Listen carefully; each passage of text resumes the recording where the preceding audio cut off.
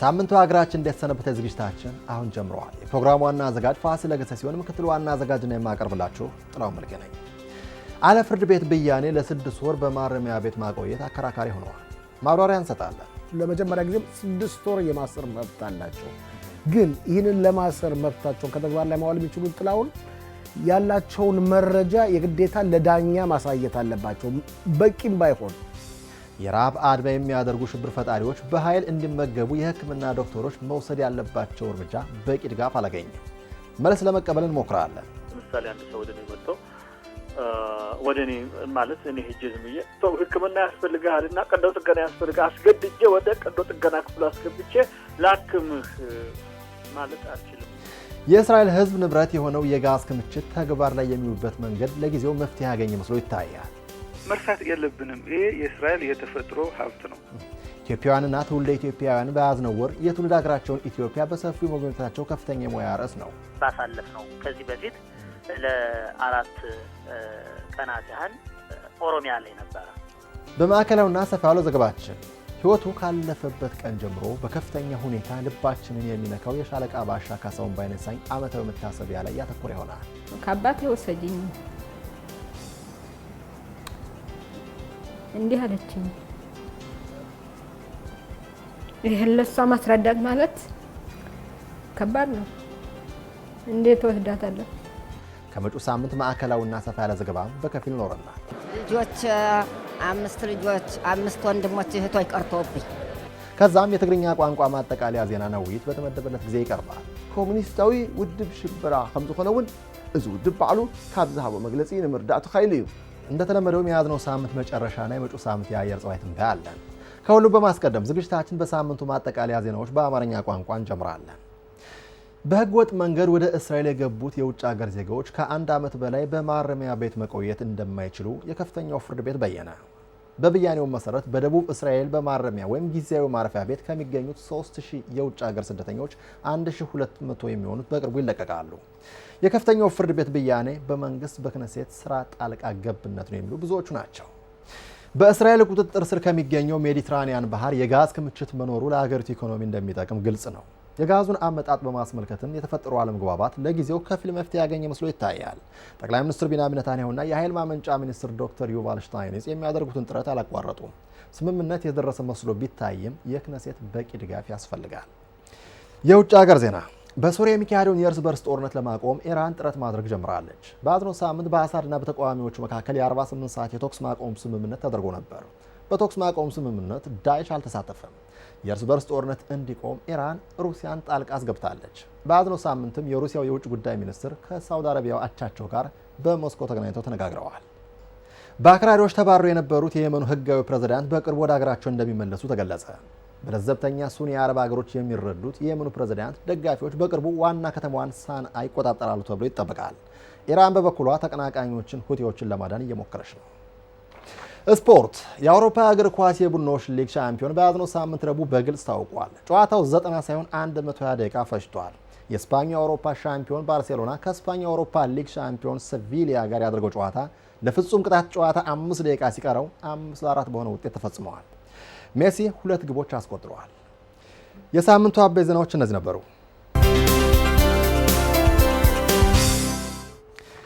ውድ ተመልካቾቻችን ወደ ሌሎች ዝግጅቶች አልፈናል። በዕብራይስጥ ማዕጻር ሚንሃል ወይም አስተዳደራዊ እስር ይባላል። የመከላከያ ሚኒስትሩ አለዳኛ 6 ወር የማሰሪያ መብት። ብዙውን ጊዜ መጠቀሚያ ሆኖ የቆየው በቂ መረጃ ባልተገኘባቸው አረቦች ሽብር ፈጣሪዎች ላይ ብቻ ነበር። አሁን ግን በይሁዳውያን ላይ ከተግባር ላይ እየዋለ ነው። አጠያቂ ስለሆነው ስለዚህ የእስር እርምጃ ፋሲል ለገሰን አነጋግረዋለሁ። ጤና ይስጥልኝ ፋሲል። ዜና ይስጥልኝ ጥላሁን። ፋሲል፣ በዚህ ርዕስ ዙሪያ ሰሞኑን ተነጋግረንበታል። ግን ለተመልካቾቻችን ግልጽ እንዲሆን ማለት ነው ያለ ፍርድ እስር ምን ማለት ነው? እንግዲህ ያው የሳምንቱ ማጠቃለያ ፕሮግራም ስለሆነ ሀገራችን እንደሰነበተች ዝግጅት ይህ ያለ ፍርድ እስር ጉዳይ ብዙዎችን ሲያነጋግር ቆይቷል። በያዝነው ሳምንት ባለፈው ሳምንትም ጭምር እንግዲህ ያለ ፍርድ እስር ማለት ዲሞክራሲ ያልሆነ ውሳኔ ማለት ነው። ትክክል ነው። ማለትም አንድ ሰው ፍርድ ቤት ሳይቀርብ ማንኛው ዲሞክራሲ በሆነች ሀገር አንድ ሰው የግዴታ እስር ቤት ለመሄድ የፍርድ ቤት ዳኛ ውሳኔ ያስፈልጋል። ወይም መብት ያላቸው የዳኝነት መብት ያላቸው ግለሰቦች አንድ ላይ በመሰባሰብ በአሜሪካ እንዳለው ሁኔታ ውሳኔ መስጠት ይችላሉ። ነገር ግን አለፍርድ ስር ማለትም እስራኤልን በመሰለች ሀገር ከተግባር ላይ የሚውለው የሽብር ፈጠራ ድርጊት በበዛበት አካባቢ ነው። ለምሳሌ አሜሪካውያኖች በጓንታናሞ የአልካይዳና የታሊባንን ድርጅት አባሎች ለረጅም ጊዜዎች ሲያስሯቸው ቆይተዋል። ለምሳሌ በአሜሪካን ክልል ውስጥ አለፍርድ ማሰር ክልክል ነው። በእስራኤል ግን አለፍርድ ማሰር ይፈቀዳል። ስለዚህ ነው አሜሪካኖች ጓንታናሞ ከአሜሪካ ክልል ውጭ ያለ ያው በእጃቸው ያለ ቦታ ስለሆነ ማለትም ኩባ አካባቢ በዛም አለፍርድ ሲያስሩ የቆዩት። በእስራኤል ይቻላል የሚባልበት ሁኔታ ባለው የጸጥታ ጥበቃ ጉዳይ ነው። ማለትም እስራኤል በአክራሪ ሽብር ፈጣሪዎች በተለይ በፍልስጤማውያን ከፍተኛ ጥቃት የሚደርስባት አገር ነች። ይህንን መብት የተሰጠው በእስራኤል ሕግ መሰረት ለመከላከያ ሚኒስትሩ ነው። መከላከያ ሚኒስትሩ ናቸው ፈቃድ ያላቸው እና ለመጀመሪያ ጊዜ 6 ወር የማሰር መብት አላቸው። ግን ይህንን ለማሰር መብታቸውን ከተግባር ላይ ማዋል የሚችሉት ጥላውን ያላቸውን መረጃ የግዴታ ለዳኛ ማሳየት አለባቸው። በቂም ባይሆን መጠናዊም ቢሆነ ሁኔታ መረጃ መኖር አለበት፣ ሚስጥራዊ መረጃ መኖር አለበት። ያንን ዳኛው ካላየ ፈቃድ ሊፈቅድላቸው አይችልም። በእርግጥ ፋሲል ይሄ አሰራሩ ማለት ነው የመጀመሪያ ጊዜ አይደለም። ማለት አረቦች ላይ ይጠቀሙበታል። እዚህ ሀገሪቱ አረቦች ላይ በብዙ ሁኔታ ነው፣ በብዙ ሺህ የሚጠጉ አረቦች። በይሁዳውያን ላይ የመሆኑ ሁኔታ ነው እንግዲህ እንደ መጀመሪያው ነው የሚታየው። ያ ነገር መጀመሪያ አይደለም ግን እንደ መጀመሪያ ሆኖ ነው ጊዜ የሚታየው በይሁዶች ላይ ማለት ነው። በይሁዶች ላይ አባባሌ የመጀመሪያ ጊዜ አይደለም። በይሁዶች ላይ ካሁን በፊት ታዲያ እንደ አዲስ ነገር የሚናገሩ ልክ አለ የመጀመሪያ ጊዜ እንደሆነ። እንዲያውም ዲሞክራሲ የሰፈነባት እስራኤል እንዴት እንደዚህ አይነቱ ነገር ይሆናል? ትችቶችም አሉ። ታዲያ እንደ አዲስ ነገር ያዩት ለምንድን ነው? እንደ አዲስ ነገር የታየው በየጊዜው ከተግባር ላይ ባለመዋሉ ምክንያት ነው። ከስንት ጊዜ አንድ ጊዜ ነው የድርጊት ከተግባር ላይ የሚውለው። ከብዙ ዓመታት በኋላ ነው የድርጊት ከተግባር ላይ የዋለው እና ስለዚህም ነው ብዙዎቹ ተነስተው ይሄ ሰብአዊ አይደለም፣ ህጋዊ አይደለም። ይገርማል። ግራ አክራሪዎችም ይህንን እርምጃ ይቃወሙታል። ምንም እንኳን እነዚህ የተያዙት ይሁዳውያን ሽብር ፈጣሪዎች ናቸው የተባሉት ግራ አክራሪዎች እንዲያዙና በቁጥጥር ስር እንዲውሉ ቢፈልጉም ድርጊቱን ግራ አክራሪዎች በፍጹም አይደግፉትም። ይህን ሁኔታውን ስናይ ፋሲል እንግዲህ አሰራሩ ሂደት ማለት ነው ከጥቅሙ ጋር ስናየው ምን ያህል ይጠቅማል ወይም ደግሞ እነዚህን የሽብር ፈጣሪዎች አክራሪዎች ምን ያህል ያስፈራራል ተብሎ ይጠበቃል? ይኸውልህ ዲሞክራሲ በሆነ ሀገር ይህ እርምጃ መውሰድ ያስፈራል። ምክንያቱም አምባገነንነትን ያመለክታል። በቂ መረጃም ባይሆን ሚስጥራዊ የሆኑ መረጃዎችን ለዳኛ ያቀርባል ይባላል። እነዛ መረጃዎች ምንድናቸው ለሚለው ማንም መልስ የሚሰጥ የለም። ዳኛውና ማለትም መከላከያ ሚኒስትሩና ከጎኑ ያሉት አማካሪዎች ወይም መርማሪዎች ብቻ ነው የሚያውቁት። ይህ ሁኔታ አጠያያቂ ነው። ሽብር ፈጠራ ድርጊት እንዳይካሄድ መፍትሄ ይሆናል ብለን የምናምነው ማስፈራሪያ ነው የምንለው እንግዲህ ዲሞክራሲ በሆነ አገር አለፍርድ የመታሰሩ ጉዳይ ብዙ ጊዜ ስላልተለመደ ሽብር ፈጣሪዎች የፈለጉትን እርምጃ መረጃ ካልተገኘባቸው መፈጸም ይችላሉ። በቂ መረጃ ከሌለ አልታሰረም፣ በቂ መረጃ ከሌለ በቁጥጥር ስር አልዋለም የሚል አመለካከት ስላላቸው እንደፈለጉ ተደብቀው በሚስጥር የፈለጉትን እርምጃ መውሰድ ይችላሉ። ነገር ግን ይህ አይነት ተግባር ወይም ይህን አይነት ስልጣን በአንድ ባለስልጣን እጅ አለ ማለትን በሚያውቁበት ጊዜ እንደፈለጉ ሆነው እርምጃዎች መውሰድ አይችሉም። በተለይ አሁን ይሁዳውያኖችን የታሰሩበት ዋና ምክንያት ስለፈጸሙ ድርጊት ሳይሆን ወደፊት ይፈጽማሉ ተብሎ ስለሚፈራው ድርጊት ነው። እንግዲህ እንደምታውቀው ቤተክርስቲያኖች ተቃጥለዋል፣ ትምህርት ቤት ተቃጥለዋል። ከዛም አልፎ ተርፎ ሰላማዊ የአረብ ዜጎች ከቤታቸው ውስጥ እንዳሉ በጠርሙስ ፈንጅ ተቃጥለዋል። ሕፃን ልጅ የ1 ዓመት ተኩል ሕፃን ልጅ። እንደዚህ አይነት ተደጋጋሚ ድርጊቶችም ይፈጠራሉ። የቂም በቀል በዛ ምክንያት አረቦች ይፈጽሙ ይችላሉ። ከዛም ደግሞ እነዚህ ይሁዲዎች የቂም በቀል ይፈጽማሉ፣ ነገሩ ይበዛል በሚል ስጋቻ ያ ነገር እንዳይደርስ ነው እርምጃ የተወሰደው። ፋሲል እዚህ ላይ በተያያዘ በዚህ ሳምንት ማለት ባሳለፍነው ሳምንት በጋዜጦች የወጣ ጽሁፍ ነበር። ያም ጉዳዩን ይበልጥ ጠለቅ ብለው የሚያውቁትኝ ከአሁን በፊት የመረጃ ድርጅት ኃላፊ የነበሩት እንደ አቪ ዲክተር እንደ ያዕቆብ ፔሪ እና አሚ ያለውን የመሳሰሉት ማለት ነው የሚቃወሙ የሚደግፉ ማለት ከነዚህ ውስጥ እነሱ የሰጡት ሀሳብ አለ። ያ ማለት በትክክል ወደፊት ምናልባት ለሀገሪቱ ጥሩ ላይሆን ይችላል ያሰራሩ ሁኔታ የሚለው አሉ፣ እንደገና የሚደግፉት አሉ። የእነሱን አመለካከት እንዴት ታየዋለህ? በጣም ይገርም ነው። እነዚህ የቀድሞ የሀገር ውስጥ የመረጃ ድርጅት የጸጥታ ጥበቃ አዛዦች ስልጣን ላይ ባሉበት ጊዜ እነዚህን ተግባሮች ሲፈጽሙ የቆዩ ናቸው። እነዚህን ተግባሮች ከተግባር ላይ እንዲውሉ ሀሳብ የሚያቀርቡ ናቸው። ስልጣኑን ጨርሰው ሲወጡ ደግሞ ሌላ አመለካከት ይዘው ነው የሚቀርቡት። እርግጥ ማንም ሰው የሚቀበለው አይደለም ጥላሁን፣ ይህ ድርጊት ዲሞክራሲያዊ ድርጊት እንዳልሆነ ለሁሉም ግልጽ ነው። ግን አማራጭ ከሌለ መወሰድ አለበት። ይህ ድርጊት ለአረቦች ደግሞ ብቻ መፈጸም የለበትም የሚሉ ብዙ ናቸው። እውነትም ነው። ይሁዳውያንም ተመሳሳይ ድርጊት ከፈጸሙ ሽብር ፈጠራ ድርጊት ከፈጸሙ ለምንድን ነው የማይያዙበትና የማይመረመሩበት ምክንያት? እና ድርጊቱ እርግጥ ዲሞክራሲያዊ አይደለም፣ ድርጊቱ ትክክለኛ ድርጊት አይደለም፣ በዲሞክራሲ ሀገር መፈጸም ያለበት ድርጊት አይደለም፣ ግን አማራጭ ሳይሆን መፈጸም ያለበት ድርጊት ነው።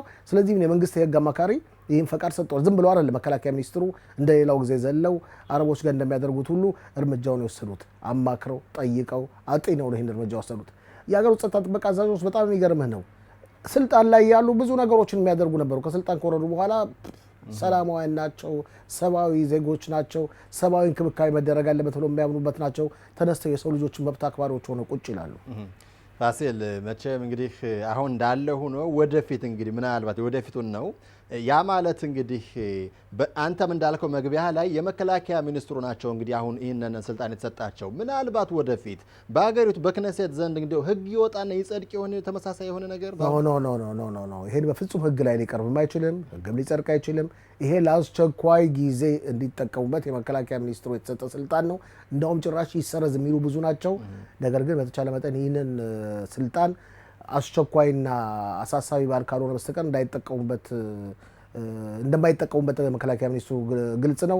መከላከያ ሚኒስትሩ ድርጊት ከመፈጸማቸው በፊት ምን ጊዜ የራሳቸውን የህግ አማካሪ የራሳቸውን ረዳቶች ከዛም አልፎ ተርፎ የመንግስትን የህግ አማካሪ ያማክራሉ። ክኔሴት በዚህ ጉዳይ ወደፊት ጣልቃ ገብቶ የሚለውጥ መስሎ አይታየኝም። ፋሲል ለሰጠን ሰፋ ለማብራሪያ በጣም አመሰግናለሁ ጥላሁን። ዲሞክራሲያዊና ፍትሃዊ አይደለም በመባል ከፍተኛ ወቀሳ የተሰነዘረ ነው። የሀሳብ ልውውጥ መደረጉም አያቋርጥም። አሁንም ከሽብር ፈጣሪዎች ጋር የተያያዘ አጀንዳ። ማንኛውም እስረኛ በተለይም ሽብር ፈጣሪ የረሃብ አድማ በሚያደርግበት ወቅት ለህይወቱ አስጊ ሁኔታ ከተፈጠረ በኃይል ምግብ እንዲሰጠው ክነሴት ህግ አውጥቷል። የህክምና ዶክተሮች ግን በቀላሉ አልተስማሙበትም። ተቃውሟቸው ገደብ የለውም። ከጤና ጉዳይ ተንታኛችን ዶክተር ዳንኤል ረዳይ ጋር ውይይት አለኝ። ጤና ይስጥልኝ ዶክተር ዳንኤል። ጤና ይስጥልኝ ጥላሁን። ዶክተር ዳንኤል በመጀመሪያ እስኪ ሙቀቱ ላይ እናተኩር። ምንም እንኳ መጪው ሳምንት ብሩህና ሞቃታማ ይሆናል ቢባል ያ ማለት ካሳለፍነው ሙቀት ትንሽ ይቀንሳል ቢባልም አሁንም ቢሆን ያንተ ማሳሰቢያ ወሳኝ ነውና ይህን በተመለከተ ባጭሩ የምትለው ነገር ካለ። እኔ አብዛኛውን ጊዜ ለኔ ጋር ለሚመጡት በሽተኞችም የምመክረው ነገር ውሃ መጠጣት ያስፈልጋል። ከ10 ሰዓት ወይም ከ11 ሰዓት ጀምሮ እስከ 4 ሰዓት ያለው ይህ ከባድ ሙቀት የፀሐይ ሙቀት በእነዚህ ሰዓቶች ፀሐይ በታች ብዙ መዋል አያስፈልግም። ምክንያቱም ከፍተኛ ሙቀት ስለሚያወርድ እና ራስን የፀሐይ መከላከያዎችን እንደ ቆብ የመሳሰሉ ነገሮች እንደገና ደግሞ ብዙ የምንወጣ ከሆነ ደግሞ ውሃ ይዞ መውጣት እንደ ቀዝቃዛ ውሃ ይዞ መውጣት እና በቂ ውሃ መጠጣት እንደሚያስፈልግ ነው የምናገር። መልእክቱ ነው እንግዲህ በቂ ውሃ መጠጣት ያስፈልጋል ነው። እንግዲህ ወደ ዋናው ወደ ጋበዝንህ የሙያ ርዕስ እንለፍና ዶክተር ዳንኤል የረሃብ አድመኛን በኃይል ምግብ መመገብ ምን ማለት ነው? እንዴት መሰለ አሁን ፖለቲካ ፍርድ ቤትና ሕክምና እነዚህ ነገሮች አንድ ላይ አይሄዱም። ፖለቲካ በሕክምና ውስጥ ሲገባ ፍርድ ቤት በሕክምና ውስጥ ሲገባ ነገር ይበላሻል። እና እነዚህ ነገሮች እኛ በሕክምና ደረጃ በሽተኛና ዶክተር በመተማመንና በመተዛዘን የሚሰራ ስራ ነው እና ያም ሆነ ይህ መቼም ፖለቲከኞች አንዳንድ ጊዜ እስር ቤት ያሉ ሰዎች አድማ በመፍጠር የራብ አድማ በማድረግ አንበላም በማለት እስከ ሞት ደረጃ ይደርሳሉ። በዛን ጊዜ እነዛ ሰዎች ቢሞቱ መንግስት ሊጠየቅ ይችላል እና ያንን በመፍራት አሁን መንግስት ደግሞ ተጠያቂ እንዳይሆን በሞታቸው ምክንያት እንግዲህ ዶክተሮችም በግድ እነዚህን ሰዎች የሆነ ቱቦ አስገብተን ወደ ሆዳቸው በዛ ውስጥ ምግብ እየለቀቅን አስገድደን መግባቸው የሚል እንደዚህ አይነት ነገር ማድረግ ይፈልጋል። ነገር ግን በእስራኤል ሀገር በ1996 ዓመተ ምህረት የበሽተኞች የመብት ህግ ተደንግጓል። ይህ ህግ ደግሞ የሚለው ማንኛውም ሰው ያለ ፈቃድ ሕክምና መስጠት አይችልም። ሰውየው ሳይፈቅድ ሕክምና ልታደርግ ለምሳሌ አንድ ሰው ወደ እኔ መጥቶ ወደ እኔ ማለት እኔ ሄጄ ዝም ብዬ ሕክምና ያስፈልግሃልና ቀዶ ጥገና ያስፈልግሃል አስገድጄ ወደ ቀዶ ጥገና ክፍሉ አስገብቼ ላክምህ ማለት አልችልም። አስፈላጊ ሆኖ ቢገኝም ያለመብቱ አስፈላጊ ሆኖ ቢገኝም እንኳ በግድ ሰውን ማከም ከኒናም ሆነ ቀዶ ጥገናም ሆነ ሌላም እንደዚህ ቱቦ ማስገብቶ ምግብ መስጠትም ሆነ ይሄ ሕክምና አንድ የሕክምና መንገድ ነው።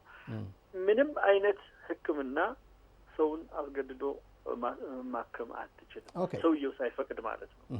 እና እዚህ ላይ አሁን መንግስት ዶክተሮችን እሱ የሚለው እኛ ለየት ያሉ ዶክተሮችን አሰልጥነን ይህ ደግሞ አሰልጥነን እነዚህን ሰዎች እንዳይሞቱ እናስመግባቸው እንዲመገቡ መሆን አለበት ነው።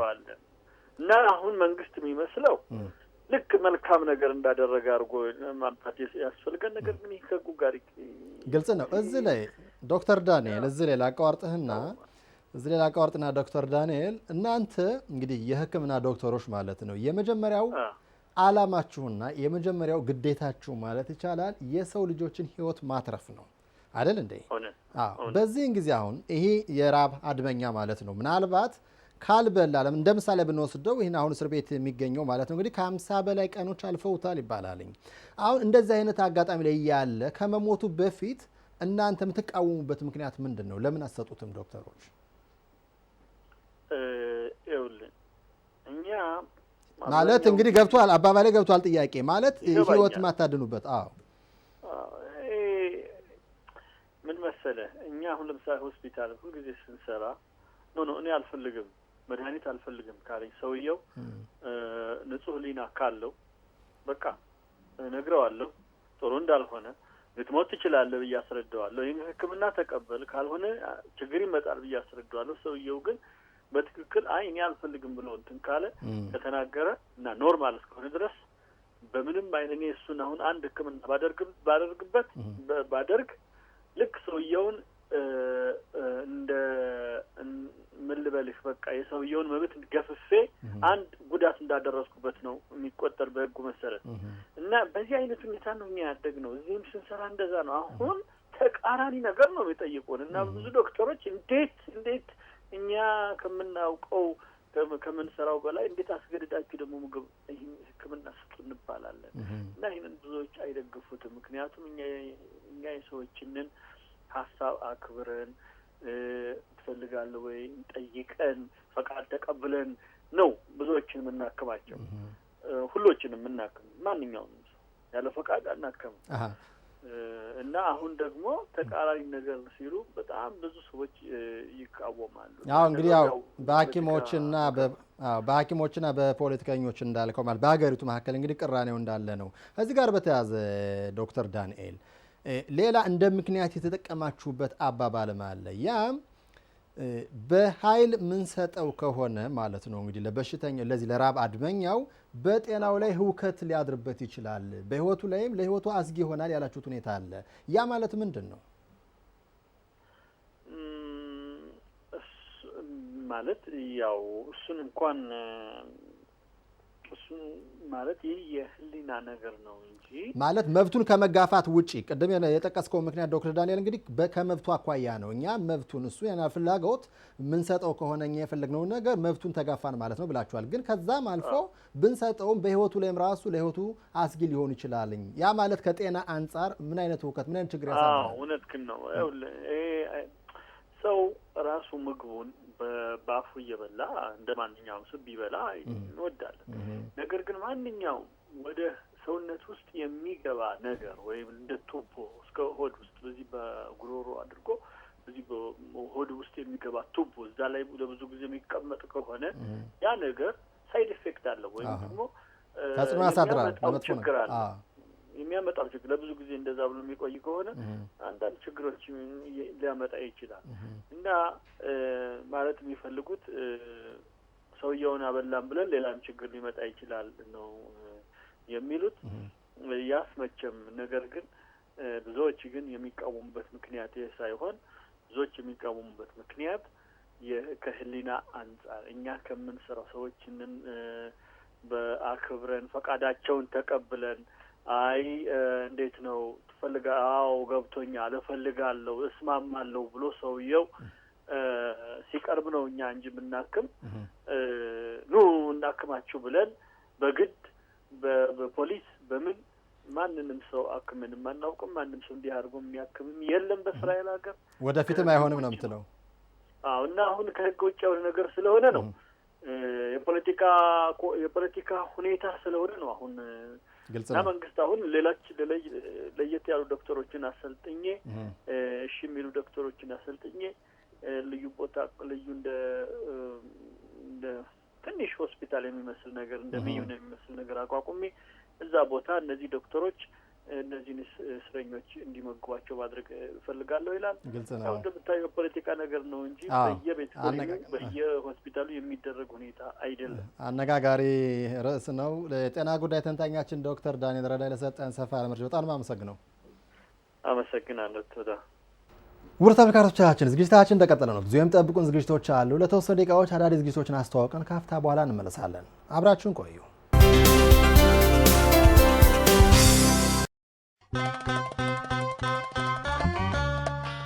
ተወልጄ ያደኩበት እንግዲህ ሰራም ላይ ነው። ሰራም ላይ እና አምቦበር ቅርብ ጎረቤቶች ናቸው። እና አምቦበር ትምህርት ቤት ነበር እና የዛ ትምህርት ቤት አስተማሪዎች ደግሞ በሽኖት 50 ክፈር ባቲያ የተማሩ አስተማሪዎች ነበሩ።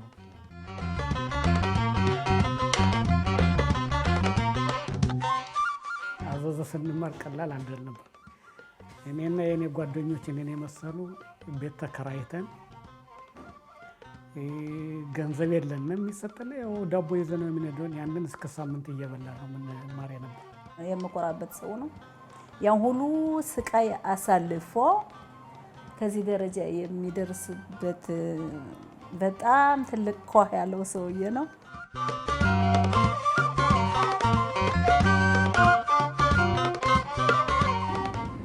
1980 ደረስኩ። እዚህ ከቤተሰብ ጋር ወሬ የለህም፣ ምንም ግንኙነት የለም።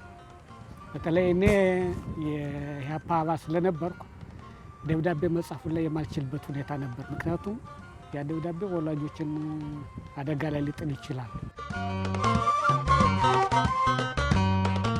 ሶሻል ወርከር ሆኜ በማኮሌብ 2 ዓመት ሰራሁ።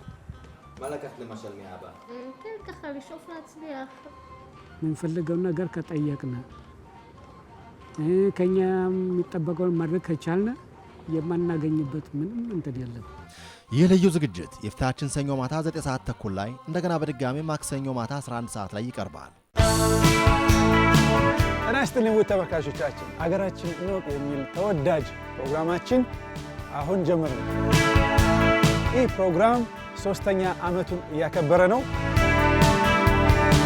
ታክቲክዋ በ1878 ዓመተ ምህረት የተመሰረተ ቦታ ነው። ኪቡትዝ ሩኻማ በጣም ያበበና ደስ የሚል ነጌብ ሰሜን ነጌብ የሚገኝ ኪቡትዝ ነው። በዛሬው ሳምንት የምናስጎበኛችሁ ሪሾን ለጽዮን የተባለ ከተማ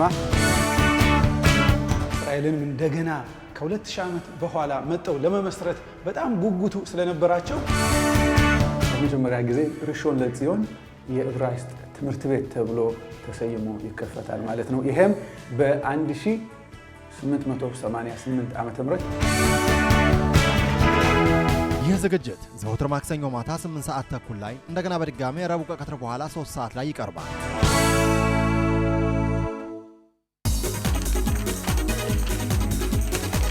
ከጋዜጦች አምድ ከጋዜጦች አምድ በተሰኘ ዝግጅት በሀገር ውስጥም ሆነ በውጭ ሀገር በሚገኙ የብዙሃን መገናኛዎች ትኩረት የተደረገባቸውን አበይት ዜናዎች በትኩሱ ለእናንተ እናደርሳለን። ይህ ዝግጅት ዘወትር ሰኞ ከቀትር በኋላ 3 ሰዓት ተኩል ላይ እንደገና በድጋሚ 9 ሰዓት ላይ እና ዘወትር ረቡዕ ከቀትር በኋላ 3 ሰዓት ተኩል ላይ እንደገና በድጋሚ 9 ሰዓት ላይ ይቀርባል። ከጋዜጦች አምድ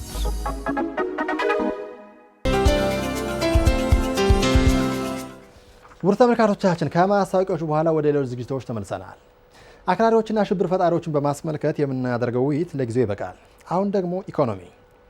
በመካከለኛው ምስራቅ እየኖርን እንዴት ነዳጅ የለንም የሚለው ውይይት እስራኤል ነጻነት ካገኘችበት ከ1948 ዓ.ም ጀምሮ ከፍተኛ ትኩረት ተደርጎ ነበር። ከምድር ላይ ሳይሆን ከባህር ከሜዲትራኒያን ባህር ቤንዚን ሳይሆን ጋዝ ተገኝተዋል። በቂ ነው። እንዲያውም ተትረፍርፎ ወደ ውጭም እንደሚሸጥ እርግጠኛ ሆነናል። ነገር ግን ማን ያወጣዋል? በምን ዋጋስ ይሸጣል? ከፍተኛ ውዝግብ። የምጣኔ ሀብትና የህግ ጉዳይ ተንታኛችን ዳዊት ሰፈፍን አነጋግረዋለሁ። ጤና ይስጥልኝ ዳዊት። ጤና ይስጥልኝ ጥላሁን። ዳዊት፣ ያው ይህን ጋዝ በማውጣቱ ሁኔታ ማለት ነው አለመስማማቱ እንዴት ተፈጠረ? ዋናው ግጭት የተፈጠረው ኖቤል ኤነርጂ የተባሉት ኩባንያ ይህ አሁን የምንደርስበት ስምምነት ለ10 ዓመት እንዳይከፈት ወይም ለውጥ እንዳይገባበት መንግስትም ሆነ ክነሴት ፓርላሜንቱ ማለት ነው ጣልቃ ገብቶ ከ5 ዓመት ከ6 ዓመት በኋላ ለውጦችን እንዳያመጣ ተስፋ ግቡልን ብለው ሲሉ መንግስት አይ በፍጹም ይሄማ ሊሆን አይችልም በማለት በዚህ ያው ከፍተኛ ግጭት ተፈጠረ። የኖቤል ኤነርጂ ወክለው የመጡት እቃቸውን ሻንጣቸውን ይዘው ወደ አሜሪካ ተመለሱ ማለት ነው። ኦኬ። እና እዚህ ላይ ለተመልካቾች ግልጽ እንዲሆን እንግዲህ የመጀመሪያ የደረሰበት ስምምነት አለ። እሱን እናንተ ጠቅስልንና አሁን እንደገና መንግስት አይሆንም ያለበትና እነሱ ፍራቻቸው ኖቤል ኤነርጂ ያልካቸው ፍራቻቸው ምንድነው? ምኑ ላይ ነው ለውጥ ይሆናል አይሆንም? ዋናው እስኪ ወደ ቁም ነገሩ። ብዙውን ጊዜ አሁን ነገ ምን እንደሚሆን ማንም አውቅም እንዲሁ በሰፊው እና ይህ አሁን ከ5 ዓመት በኋላ ከ7 ዓመት በኋላ እስከ 10 ዓመት ምን እንደሚሆን አውቅም። የኢኮኖሚ ውድቀት ሊመጣ ይችላል። የተለያየ ለውጦች አሉ። ጦርነትም ሊመጣ ይችላል። የጋዝ የሆነ ፍንዳታ ደርሶበት ኪሳራ ሊሆን ይችላል እና ብዙ አሁን የማናውቃቸው ፋክተሮች ስላሉ ኖቤል ኤነርጂ ኩባንያ ማዕከል ላይ መንግስት ገብቶ እንደገና ለምሳሌ ያህል ዋጋን ከ5.5 ከተስማሙት $5.5 ቀይሮ ሌላ ቢያደርገው ማዕከል ላይ ላውርደው ቢል ለምሳሌ ኦኬ አሁን ወይ ለማውረድ ቢል ኩባንያው አይ እንዴት ታወርዳላችሁ ምናምን ብሎ ማዕከል ላይ በነገራችን ላይ የሚነጋገሩት ብዙ ጠበቃዎች አሉበት፣ ብዙ ምሁራን ስላሉበት ብዙ ወጪ ነው። እስካሁን ድረስ እነዚህ ኩባንያዎች ባለሀብቶች ሚሊየን ሼኬል ዶላር ኢንቨስት ያደርጋሉ። ይሄንም ወደፊቱ እንቀበላለን በማለት ነው እና ይሄ ነው አሁን መንግስት ደግሞ የሚለው እንደ ለ10 ዓመት እንዴት ይሄን ነገር ዘግተን አንከፍትም ወይም ጣልቃ አንገባም ማለት አንችልም። በተለይ በህጉ መሰረት ክኔሴት ለሚቀጥለው 5 ዓመት ወይም የሚቀጥለው የሚመረጠው ተወካይ የክኔሴት አባል ይህን ህግ እንዳይነካ የሚል ህግ ማውጣት በጣም ይከብዳል እና ለምን እንደዚህ ብላችሁ ጠይቃላችሁ በማለት መንግስት ሌላ ነገር ነው። ግልጽ ነው። አሁን ይሄ ነው መግባት ይችላል። አሁን አለመግባባቱ እንግዲህ ይሄ ነው። አሁን እዚህ ላይ እነዚህ የግል ባለሀብቶች እንዳለ ሆኖ ገንዘባቸውን አንተ እንዳልከው በብዙ ሚሊዮንና ቢሊዮን የሚቆጠር ወጪ አድርገዋለኝ። እንደገና ደግሞ አጠቃላይ የእስራኤል ህዝብ ማለት ነው ህልሙ አንድ ቀን እንደዚህ አይነት የጋዝ ክምችት የማግኘት ሁኔታ ነው። አሁን ያለው ቅራኔ ግን እነዚህን ሀብታሞችን አያርቃቸውም? ብዙ ጥያቄ አላቸው የኛም ጥያቄ ነው። ግን መጨረሻ እኔ እንደማየው የሆነ ስምምነት መድረስ አለባቸው። ለሁሉም የሚያበጅ ነው ወይም ለሁሉም የሚጠቅም ስምምነት ነው። ለመንግስትም ሆነ ያው መርሳት የለብንም ይሄ የእስራኤል የተፈጥሮ ሀብት ነው። ይሄ መሰረቱ ነው። አዎ እርግጥ ነው እነሱ ኩባንያዎች የራሳቸውን ገንዘብ በማጥፋት በመክፈል ይሄን ጋዝ አገኙት። ግን ከእስራኤል ያለ የእስራኤል ህዝብ እቃ ነው፣ ንብረት ነው። ስለዚህ እነሱ ኩባንያዎች ገንዘብ ማግኘት አለባቸው። ግን ይህም ቢሆን ህዝቡ የበለጠ ጥቅም ሊቀበልበት ይገባዋል። እነዚህ ኩባንያዎች በብዙ ትርፍ እንደሚያገኙ ያውቃሉ። በነገራችን ላይ ትርፍ የማይገኝበት ቢሆን ከመጀመሪያውም አይገቡበትም ነበር እና አሁን ያው እዚህ ብዙ እንደምንለውም ከሆነ እነዚህ ኖቤል ኤነርጂ ይሄን የንግግር ድርድራውን ያፈነዱት በቃ በህዝቡና በመንግስቱ መካከል በቃ የሆነ የመዋከብ ነገር በቃ ድምፅን እንደዚህ በማጉላት በማፈንዳት ዋው እስኪ በቃ ወደ እነሱ ቀረብ ብለን የሚፈልጉትን እንስጣቸው በሚል በቃ እንድንቀርብ ነው የሚሉ አሉ። ሌሎች ደግሞ አይ አይደለም እውነታቸውን ነው የሚሉም አሉ። ግን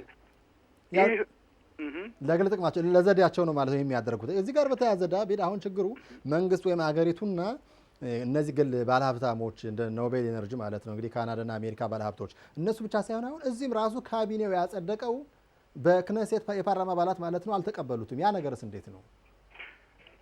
አዎ ዋና ያው እንኳን ያለ ሂደት ነው ማለት እንደ ህጉ መሰረት መጀመሪያ መንግስት መጽደቅ አለበት። ያው መንግስት ካላጸደቀው በፍጹም ወደ ክነሴት አያመጣውም። ክነሴት አሁን እንደውም መንግስት ከሞላ ጎደል ግማሹ የሚቃወም ግማሹ የሚደግፍ ነው 61-59 እና መንግስቱ ተስማምቶበት 61ዱ አባላት ኦኬ ብለው ድምጻቸውን እንሰጣለን ብለው ከአላሉ ወደ ክነሴት የማምጣቱ ምንም ጥቅም የለውም። እንደውም ለመንግስት ሽንፈት ሆኖ መሳቂያ እንበለው መሆን አይፈልጉም። የክነሴት አባሎች ሀብረ ክነሴት የምላቸው ያው ብዙ በእውነት በአይዲዮሎጂ ምክንያት ይህን ሀሳብ አይደግፉትም። የሶሻል አመለካከት ያላቸው የግራ ክንፉ ማለት ነው ርዕዮተ ዓለም ተከታዮች በብዛት የግራ ግፍት ግን እንትን በቀኙም አሉበት እንደዚህ የማህበራዊ ነገር ያላቸው ማለት ነው። እነሱ ያው ይህን ነገር አይደግፉትም ከመጀመሪያውም። ሌሎች ግን ብዙዎች አሉ ይህን መንግስት በአይዲዮሎጂ ብቻ ሳይሆን መንግስቱን ስለማይወዱት ለእነሱ መርዳትም ስለማይፈልጉ ይህን ደግሞ የሚቃወሙም አሉ። በነገራችን ላይ የብሔራዊ ባንክ መሪዋ ዶክተር ካርኒት ፕሉግ ጠቅላይ ሀሳቡን ይህን የጋዝን ስምምነት በአስመለከተ ያው መሆን አለበት። ከአሁን በፊት ተቃውሟቸውን ያሰሙበት ሁኔታ ነበር። አሁን ግን የጠቅላይ ሚኒስትሩ ወይም የመንግስቱን ሀሳብ የተቀበሉበት ሁኔታ አለ። አዎ ያው እንትን እሷም እንግዲህ የገበያውን ነገር ታያለች፣ ወደፊቱንም ታያለች። ያው ሙሉ በሙሉ ፈቃደኛም ባትሆን ቁጥጥር ላይ ነው። እሳቸው እንደሚሉት ከሆነ እንግዲህ ቁጥጥሩ ላይ ትኩረት ከተደረገበት ዋጋው ላይ ነው። አንተም እንዳልከው ሌላው ነገር እንደማይረብሻቸው የተናገሩ። ኦኬ አዎ እንደዛ። እስኪ እንግዲህ ዳዊት አጠቃላይ ሁኔታውን ስታየው ከግል ባለሀብታሞች ጋር አገሪቱ መንግስት ማለት ነው እንደገና በአገሪቱ መንግስት ካቢኔው ከፓርላማ አባላት ጋር ያለው ግጭት እንዳለ ሆኖ ወደፊት ምን ይሆናል ብለህ ታስባለህ? እንግዲህ አንተ የምጣኔ ሀብት ተንታኝ እንደመሆን መጠን ምን ይፈጠራል? ስምምነት ይደረስ ወይም አሁንም ቢሆን ምን ይሆናል ብለህ ታስባለህ? መጨረሻ እርግጥ የሆነው ነገር ይሄ ጋዝ ይወጣል ማለት እዛ ታፍኖ አይቀርም። ወይ በኖቤል ኤነርጂ በዴሌክ ኤነርጂ በእነሱ ኩባንያዎችም ሆነ በሌላ ይሄ ጋዝ ይወጣል እንደሚመስለኝ። ማን ያወጣዋል? እዚህ ላይ ማን ያወጣዋል በታስባለህ? መጨረሻ ላይ እነሱ መሆን አለበት። ለምን ብትል ቅድም በትንሽ ልጠቅሰው ሞክሬ ነበር። አሁን ይህን የድርድር ከአፈነዱ በኋላ አንዱ ተመልሰው ያው ጨረሱት ላይ እንደገና ያን ነገር ከፍተው ወደ መጨረሻ ስምምነት መድረስ ነው።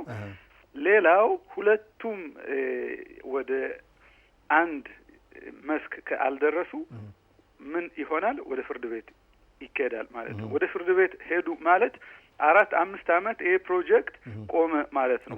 ይሄ ደግሞ ለሀገሪቱ ጥሩ አይደለም እና መንግስት አይፈልገውም። ይሄ ብቻ ሳይሆን ይሄ መንግስት ደግሞ ያው አንተ እንደምታውቀው በየ2 ዓመቱ የሚቀያየር ስለሆነ ይሄን እድል በቃ እኛንን ጋዙን ፈቅደን ለህዝቡ በቃ እርካታ፣ መዝናኛ፣ ለማህበራዊ የስራ ዘርፎች ለህዝቡ እንዲመች ያደረግነ ብለው ክሬዲት መውሰድ ስለሚፈልጉ ያንን ለሚቀጥለው መንግስት የሚያስተላልፉት አይመስለኝም።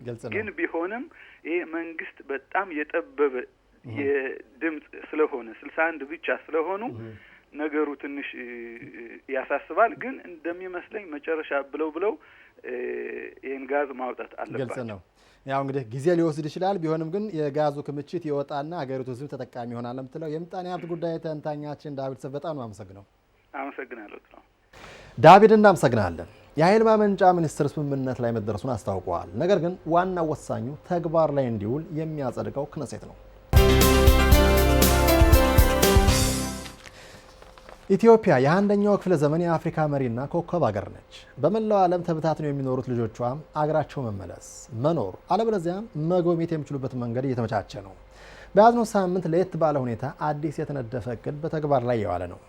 በእስራኤል የኢትዮጵያ አምባሲ የኢትዮጵያና ትውልደ ኢትዮጵያውያን ዲፕሎማት ጋር ሰፋ ያለ ውይይት አድርጌያለሁ። ጤና ይስጥልኝ አቶ አራጋው። ጤና ይስጥልን አቶ ጥላሁን። አቶ አራጋው እንግዲህ የአገር አቀፍ የዲያስፖራ ቀን በያዝነው ሳምንት ረቡዕ ጀምሮ የፊታችን እሁድ ይጠናቀቃል። እስኪ ለመንደርደሪያ ያህል ስለዚህ አገር አቀፍ የዲያስፖራ ቀን ምንነት። አገር አቀፍ የዲያስፖራ ቀን ያው ለመጀመሪያ ጊዜ ነው የሚከበር አቶ ጥላሁን እንደምታውቀው። ይህም አላማው ያው ሰፋ ያለ አላማ ነው ያለው። ዲያስፖራውን በውጭ ሀገር የሚኖረውን ኢትዮጵያውያንና ትውልደ ኢትዮጵያውያን ከኢትዮጵያ ጋር ለማስተሳሰር ለማቆራኘት ነው። በተለያየ መንገድ በገጽታ ግንባታው ማስተሳሰር ይፈልጋል። በእውቀት ቴክኖሎጂ ማስተሳሰር ይፈልጋል። እውቀት ቴክኖሎጂ ስንል ያው ግልጽ ነው። እውቀት ያለው በርካታ ዲያስፖራ አለ። በርካታ ኢትዮጵያና ትውልደ ኢትዮጵያን በውጭ አለ። ያን እውቀቱን ደግሞ ከአገሩ ወስዶ ለአገሩ ህብረተሰብ በማካፈልና አገሩን በመርዳት በማገዝ ትልቅ አስተዋጽኦ እንዲያበረክት ይፈልጋል። በእውቀትና ቴክኖሎጂ በኢንቨስትመንት ትልቅ ስራ እንዲሰራ ይፈልጋል። ያለውን በውጭ ሀገር ያፈራውን ገንዘብ ከትውልድ ሀገሩ ጋር እንዲያውለው ይፈልጋል። በንግዱ እንዲሰራ ይፈልጋል። በማስመጣት በመላኩ በመስራት እንዲቆራኝ ይፈልጋል። ባህሉን በማስተሳሰር ኢትዮጵያ ያለውን ባህል ካለበት ሀገር ባህል ጋር ላለበት ሀገር በማስተዋወቅ ባህሉን ወጉን ያው ኢትዮጵያ እንደምታውቃት ጥሩ ባህልና ጥሩ ወግ አላት። በርካታ ብሔር ብሔረሰብ ሀገር ናት። በርካታ ህዝብ እየሄደ የሚያየው ነው እና ትልቁ ውበታችን የምንለው ብሔር ብሔረሰቦች የተለያየ ህብር የሆነ ባህል ስላላት እሱን ለማየት ወጉን ለማየት በርካታ አይደለም ኢትዮጵያና ትውልደ ኢትዮጵያ ሌሎች ሁሉ እየሄዱ የሚያዩት ነው። ነገር ግን ይህም በውጭ ሀገር እንዲተዋወቅ እንፈልጋለን። ትልቅ ሀብት ነውና ይሄ ማለት ነው። ግልጽ ነው። ዞሮ ምንድን ነው ዋናው ነገር ውጭ ሀገር ያለው ኢትዮጵያና ትውልደ ኢትዮጵያውያን ከአገሩ ጋር እንዲተሳሰር ለማድረግ ማለት ነው። ራሱ ተጠቅሞ አገሪቱን እንዲጠቅም። ግልጽ ነው። አገሪቱን ብቻ እንዲጠቅም ሳይሆን ራሱን ጭምር እንዲጠቀም ማለት ነው። ጥሩ ሀሳብ ነው። ከዛም አልፎ በውጭ ዓለም የሚገኘው ትውልደ ኢትዮጵያውያን እንግዲህ ወደ ሀገር ቤት የመኖሩ ሁኔታም ራሱ እንዲያመቻችም የታሰበበት መስሎ ይታየኛል። እውነት ነው። እያልን ያለንም እንደዛ ነው። አዎ። እዚህ ላይ አታራጋው እዚህ ላይ ይሄ በየክልሎቹ ይካሄዳል ወይስ በመዲናው አዲስ አበባ ብቻ ነው ይሄን አገር አቀፍ በዓል የሚከበረው? አገር አቀፍ በዓል እንግዲህ በአገር አቀፍ ደረጃ አሁን የሚካሄደው አሁን በመካሄድ ላይ ያለው ወይም ደግሞ ከ6 እስከ 10 በኢትዮጵያ አቆጣጠር ወይም ደግሞ በዚህ ሀገር አቆጣጠር ከ12 እስከ 16 የሚከበረው አዲስ አበባ ላይ ነው። ነገር ግን በሌሎች ክልሎች የሚካሄድበት መንገድ መመቻቸቱ አይቀርም። ለምሳሌ አሁን ባሳለፍ ነው ከዚህ በፊት ለ4 ቀናት ያህል ኦሮሚያ ላይ ነበረ። አሁን ይሄ እንዳለቀ ደግሞ ይገርምሃል አቶ ጥላሁን ልክ በ16 እንዳለቀ ከ17 እስከ 20 ደግሞ አማራ ክልል እዟቸው ይሄዳል። ለዚህ በተለያየ ሀገር የሄዱትን እዟቸው ይሄድና የአማራ ክልል ተወላጆች ማለት ነው የራሱን ሀገር ተወላጅ ወስዶ ብዙ ነገር ያስጎበኛል ማለት አዲስ አበባ ብቻ ተጀምሮ ይጨርሳል። በየክልሎችም ይሆናል ማለት ነው ነገር በየክልሎችም ግልጽ ነው። እስኪ ወደ ቁጥር እንግባና ግምታዊ እንግዲህ የደረሰ ካለ ማለት በትክክል አሁን ኢትዮጵያና ትውልደ ኢትዮጵያ ወደ ኢትዮጵያ ገቡ በቁጥር ደረጃ መናገር ይቻላል? ታውቁታላችሁ? አሁን በግልጽ ይህን ያህል ቁጥር ከሞላ ጎደል ከ5,000 እስከ 10,000 ይደርሳል የሚል ግምት ነው ያለው። ከ5,000 በላይ ቁጥር ያላቸው ኢትዮጵያና ትውልደ ኢትዮጵያውያን እየተሳተፉ እንደሆነ ነው ያለን እንትን ወደፊት መጨረሻ ላይ ምክንያቱም በአንዳንድ እንትን ቀስ ብሎ የሚገባም ሊኖር ስለሚችል እንዳለቀ ፕሮግራሙ ምን ያህል እንደተሳተፈ የዛኔ ደግሞ የምንገልጸው ይሆናል ማለት ነው። ግን ከ5,000 እስከ 10,000 ነው ይገባል ማለት ተሳታፊ የሆነ ነው ተብሎ የሚገመተው። ኦኬ። ከዚህ ጋር በተያያዘ ኢትዮጵያውያን ያልሆኑት ሌሎችስ አሁን የነሱ የመግባት ሁኔታ የነሱ ቁጥርስ? ትውልደ ኢትዮጵያን ያልሆኑ ጭራሽ ማለት ነጮች ማለት ነው እንግዲህ ሌሎቹ እነሱም ወደ እንዲገቡ እንግዲህ ያው ሌላው ቀርቶ በኢንቨስትመንቱ ዘርፍ ራሱ እንዲገቡ አዎ እንግዲህ አሁን ይሄ የፎረሙ ዓላማ እንደምታውቁ ለዲያስፖራ ብቻ ነው። ይሄ ዲያስፖራ ቀን ነው። ኢትዮጵያና ትውልደ ኢትዮጵያን ብቻ የሚሳተፉበት ማለት ፍላጎት ኑሮት ለምሳሌ አንድ ይህን የሰማ ሌላ ኢትዮጵያዊ ያልሆነ ቢፈልግና መሳት ቢፈልግ እንደዚህ አይነቱ አጋጣሚ እንዴት ነው?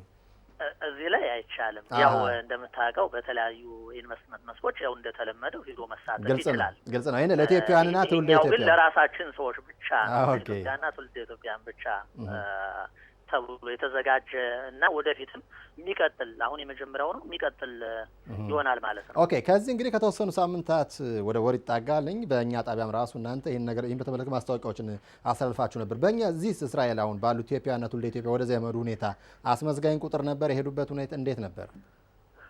አዎ ደህና ነው። አንዳንዶቹ ይገርማል ጥላሁን እዚህ ሳያውቁ እየቀሩ ያመዘጋገቡን ሂደት ከዛ ሄደው የሚደውሉ በርካታዎች ናቸው ከሄዱ በኋላ የሚደውሉ።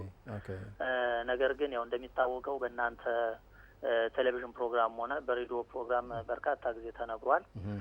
መጣው ተመዝግበዋል። ጥሩ ቁጥር ነው። ወደ 62 አካባቢ ናቸው የተመዘገቡት። ግን ከዛ በላይ ናቸው የሉት። ምክንያቱም ከዚህ ተመዝግቦ ነው መላክ ያለበት። መጀመሪያም ተናግረን ነበርና እዛ አንዳንዶች እየደወሉ እንትን ያሉን አሉ። በዚህ በኩል ለመላክ ጥረት እያደረግን ነው።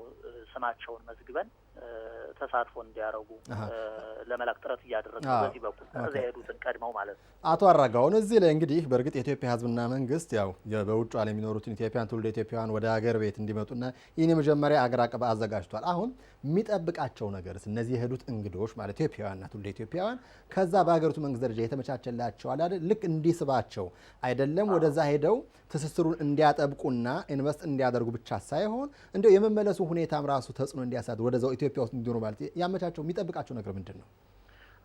እውነት ነው። እንግዲህ አቶ ጥላው እንዴት መሰለ አሁን ዞሮ ሰው ቅድም እንዳልኩ ኢትዮጵያን ሲጠቅም ራሱን መጠቀም ይፈልጋልና የዋጋውን የገንዘቡን እዛ የሚያገኘውን ትርፍና ውጭ ሀገር ያለውን ትርፍ ሲያወዳድረው በተለይ እውቀት ላይ ለምሳሌ እውቀት ሽግግር ላይ ልበልህ አሁን ይገርምሃል ቺካጎ ያሉ ሐኪሞቹ ዶክተሮች ብዛት ኢትዮጵያ ካሉ ዶክተሮች ይበልጣሉ። ኢትዮጵያኖች ማለት ነው። ኢትዮጵያ ዶክተር አፍሪካ ላይ ቦትስዋና፣ ሳውዝ አፍሪካ በተለይ ቦትስዋና ላይ የኛ ሐኪሞች ናቸው አሉ። በጣም በርካታ ዶክተሮች ናቸው። ኦኬ እነዚህ አሁን ወደ ተከታዮች ስለሆኑ ነው። ገባ እነሱ ወደ ሀገር ቤት ገብተው እንግዲህ የመጥቀም ሁኔታ ነው እነሱ የሚጠቀሙበትስ። አሁን ምንድነው ባለፈው ታስታውስ ከሆነ 300 በላይ የሚሆኑ ዶክተሮች አሜሪካን ያሉ ሐኪሞች ኢትዮጵያ ላይ ትልቅ ሪፈራል ሆስፒታል ለመገንባት ያው ገንዘቡንም እንትን አድርገው ያው ቦታ ተሰጥቷቸዋል። አዲስ አበባ ውጭ ሀገር መሄድ ሊቀር ማለት ነው። ወደ ታይላንድ፣ ደቡብ አፍሪካ፣ እስራኤል የሚሄዱ ታካሚዎችን የሚያስቀር 27 የሕክምና አይነቶች ናቸው። በጣም ትልልቅ ገንዘብ የሚጠይቁ የነበሩት እነሱን ለማስቀረት ትልቅ የሆነ ሪፈራል ሆስፒታል ለመገንባት ጀምረዋል። እነዚህ ሐኪሞች ምንድነው አሁን እነሱን እንዲመጡ ለማድረግ ጥረት እየተደረገ ያለው ጥሩ ተጠቃሚ የሆኑበት መንገድ መፍጠር።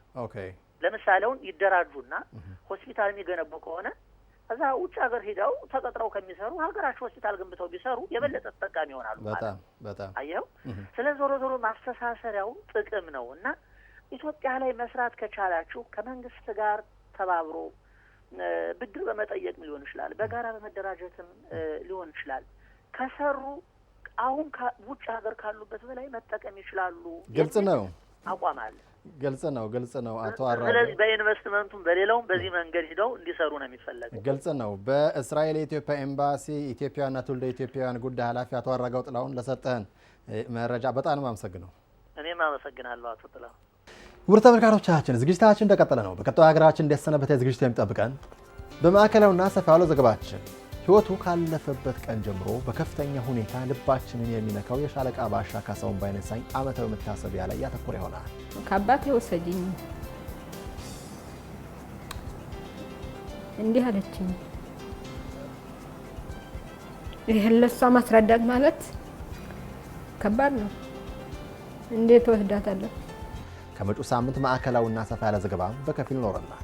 ልጆች 5 ልጆች 5 ወንድሞች እህቶች ቀርተውብኝ ከዛም የትግርኛ ቋንቋ ማጠቃለያ ዜና ነዊት በተመደበለት ጊዜ ይቀርባል። ኮሙኒስታዊ ውድብ ሽብራ ከም ዝኾነውን እዚ ውድብ ባዕሉ ካብ ዝሃቦ መግለጺ ንምርዳእቱ ኸይሉ እዩ። እንደተለመደው የያዝነው ሳምንት መጨረሻና የመጪው ሳምንት የአየር ጸባይ ትንበያ አለን። ሌሎች አዳዲስ ዝግጅቶችን አስተዋውቀን ካፍታ በኋላ እንመለሳለን። አብራችሁን ቆዩ።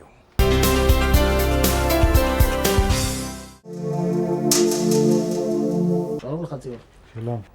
מראייה לאחור שאתה מסתכל, עדיין בעיות של הנוער לא נפתר. מה אתה אומר על זה? אני חושב שזה באמת משהו שמעורר שאלות ושאלות מאוד מאוד מעורר שאלות, אתה אומר. ועוד איך מעורר שאלות. בשונה שנות ה-60, שנות ה-50, עלייה של צפון אפריקה, למדינה לא היה חסר כסף בנושא של יוצאי אתיופיה. המדינה שפכה כסף. מיליוני על גבינו, אבל אין פתרון. זה בעצם הכסף הזה התפזר להמון המון מקומות, וחלקו הלך למקומות שהם לא השיגו שום תוצאות בסופו של דבר. הרב אקשטיין היה פעיל בקרב יוצאי אתיופיה בעלייה של יהודי קוארה. אוקיי?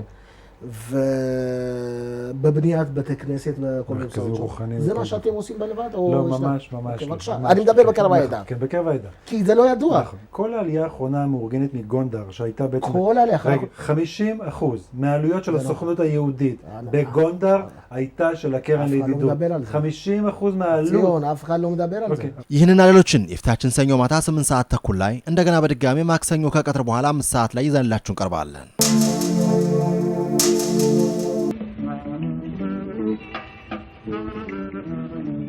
ጤና ይስጥልኝ አድማጮቻችንና ተመልካቾቻችን። ፓላዲር የሬዲዮ ጣቢያ ከዛሬ ጀምሮ ከአይኢቲቪ ወይም ደግሞ ከእስራኤል የኢትዮጵያ ቴሌቪዥን ጋር በመተባበር በውህደት የሚሰሩትን ፕሮግራማችን የጀመርነው ፕሮግራማችን ሙዚቃ መዝናኛ ነው። ጎናችን ሆኖ ሙዚቃዎችን ያስተካከለ የመራረጠ የሚያደርስላችሁ ታል ማለዳ አለ። ታል እንግዲህ በዚህ አጋጣሚ እያመሰገንን ሙዚቃውን እንድትለቅልን እንጠይቃለን።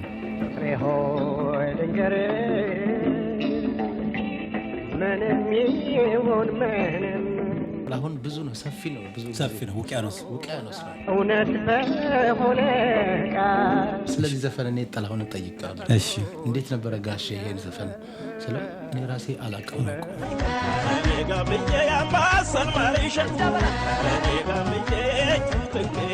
ይሄ ደግሞ ጎልደን ቮይስ እንደሚባለው ወርቃማ ድምፅ ነጎድጓድ ያጉረመርማል።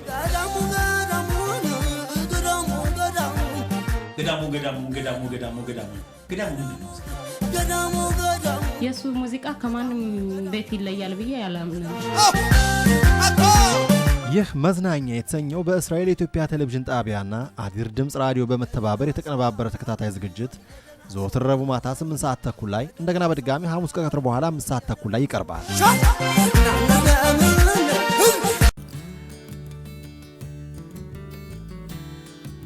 ዛሬ የት ናቸው? ከብዙ ዓመታት በፊት ወደ አገሪቱ የገቡት ኢትዮጵያውያን ይሁዲዎች ዛሬ የት ናቸው?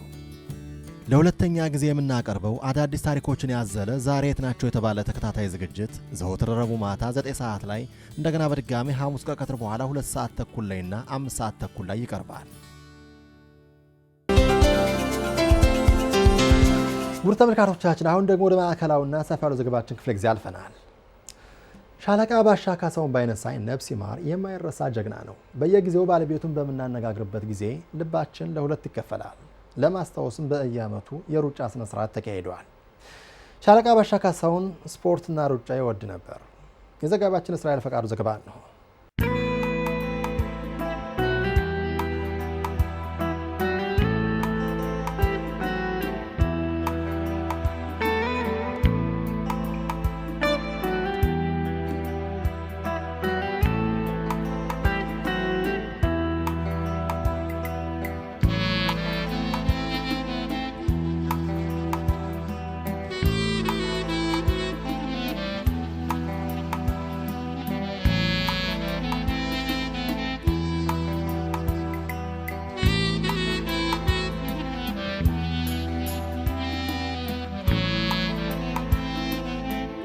አመት አለፈ ማለት ኪሎ ለኔ በአንድ በኩል ተለህዷል። በሐሳብ ቀኑን ቀን እየበላ አመት ሞላ። በአንድ በኩል ደግሞ አመቱ በጣም ከባድ ነው። በጣም ከባድ ነው። ረጅም ነው። ሌትም ቀንም ማሰብ ቀላል ነገር አይደለም። ለምሳሌ አሁን ትንሿ ማለትም አርባዝ ባለፈው አሁን አፍሎ አመት ሊቀርበው ሲል ማለት ከአባቴ ወሰጂኝ እንዲህ አለችኝ።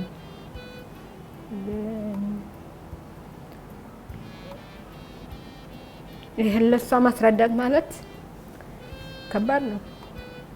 እንዴት ወስዳታለሁ?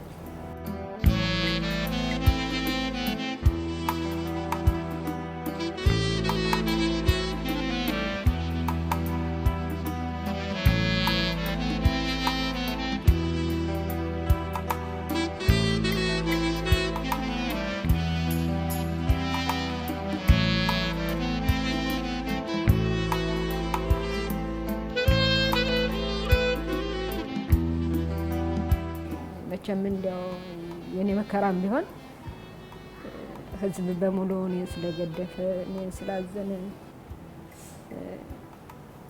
በስወልድም ልክ እያንዳንዱ ልጅ እንደወለደች ራሱ እንደወለደ አርገው ገድፈው እንትን ስላሉ ሰዎቹን አመሰግናለሁ። ጉልበቱና እንትኑን መወስደው ከልጆች ለነሱ ስል እያልኩ ከነሱ ነው መወስደው። እነሱ ሲያጥናኑ እነሱ አይዞሽ እንደዚህ ሲሉ ከነሱ ወስደዋል።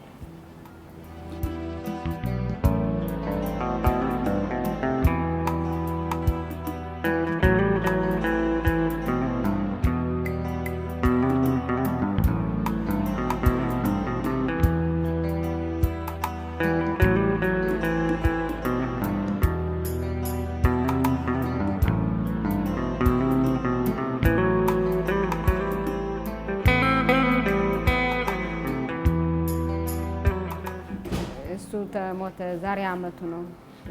እሱ ከሚወዳቸው አንዱ መሮጥ ነበር።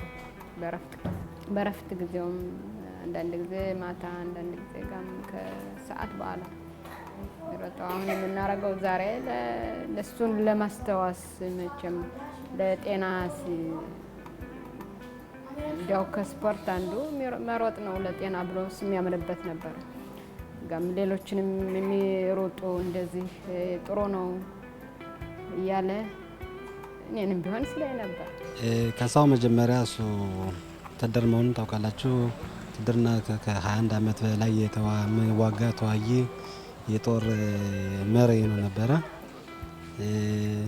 ባለፈው አመት እርግጥ እንዲሁ ይሄ ጦርነት በተነሳ እሱ በመውደቁ በጣም እኛም አዝነናል። እና እሱ የወታደሮች መሪ ነው ነበረ። እኛም ሁላውን ያለ የሚፈልግ ለሱን ለማስተዋስ ጓደኞቹም ሆኑ ዘመድም ሆነ እህቶቹም ወንድሞቹም በሙሉ ነጭ ጥቁር ሳይል ሁሉን ነው ያዘመነ። እርግጥ አምና ወንድሞቹም ቤተሰቦቹም በሱ የተነሳ ከቤተሰቡን እኛ አንድ ላይ ሆነን ለሱ ሐውልት እንዲሆን ብለን ሩጫ እንድናደርግ በመቶ ዛሬም አመት ልክ አመት ነው ዛሬ እዚሁ መገኘታችን። ጓደኞቹም በሙሉ በጣም ስለሱ እሱን ለማስታወስ ነው።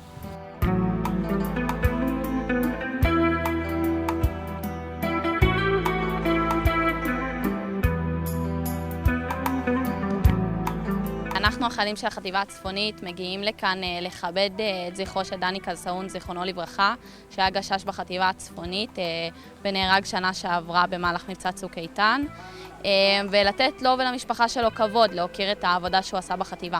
הוא היה בהרבה מאוד פעילויות, הרבה מאוד סיכולים, גם זיהה חדירות של מחבלים. אני יודעת שבמהלך התקרית שבה הוא נהרג הוא גם לחם. ובאמת אנחנו פה בשביל לכבד את כל העבודה שלו ולהוקיר תודה הדור המשך שלו, אפשר להגיד.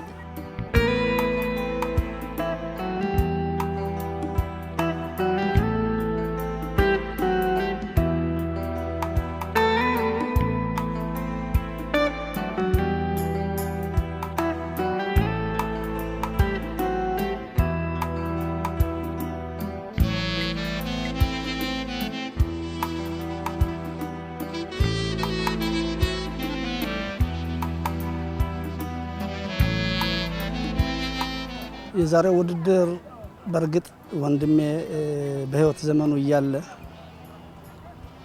ከውትድርና በሚመለስበት ሰዓት ተደዋውለን ነው የምንወጣው። የስፖርት ጫማ፣ የስፖርት ልብስ ገዝቶ ሰጥቶኝ ለኔም ለወንድሜም ለምን ማትንቀሳቀሱ እያለ ያንን ሰጥቶኝ አጥቼ ሳይሆን ለማንቀሳቀስ ሲል ያደረገው ነው። ስለዚህ ይሄን ዛሬ የወደቀበትን ቀን ይዘን ልንንቀሳቀስ ስናስብ አመት ሙሉ ነው ነገሩን ያሰብነው። ምናልባት ይሄ አንዱ ከህይወት ታሪኩ ይቀራል፣ ለወደፊቱም እናደርገዋለን። እውነቴን ነው። ያስም ተገዥኝ ነበር። እሱ ማንቀሳቀስ ከጀመረበት ጊዜ ጀምሮ ግን ጤናዬን ለብሼ ዛሬ እንዲያውም ከሁሉም ሩጬ ከፊት ደርሻለሁ። ይህ መርካዝ ሮሃን ይባላል። የልጆች መገናኛ ነው። ልጆችን እየያዘ ይወጣ ነበር። በሱ እድሜ ያሉትም ሩጫ የሚባለውን እንቅስቃሴ አያደርጉትም ነበር። ግን እሱ ይህንን ሰዓት አካባቢዋን እየዞረ እንቅስቃሴ በሚያደርግበት ጊዜ ከቤት ያሉት ልጆች እየወጡ ከሱ ጋር ይወዳደሩ ነበር። ይሄ አንዱ የስፖርት ማጎልመሻና ጥናት የሚሰጠው ከሱ ጋር ነበር። כאילו מכבדים את המרוץ שהוא עשה, כי הוא אוהב לעשות את המרוץ הזה, ואנחנו עושים מכבדים אותו ואנחנו עושים כאילו לזכרו. ממש היה כיף, וכולם גם לא הפסיקו באמצע, תמיד המשיכו ולא ויתרו. ואני חושבת שהוא בעצמו היה גאה על זה, שעכשיו הוא מסתכל עלינו מלמעלה.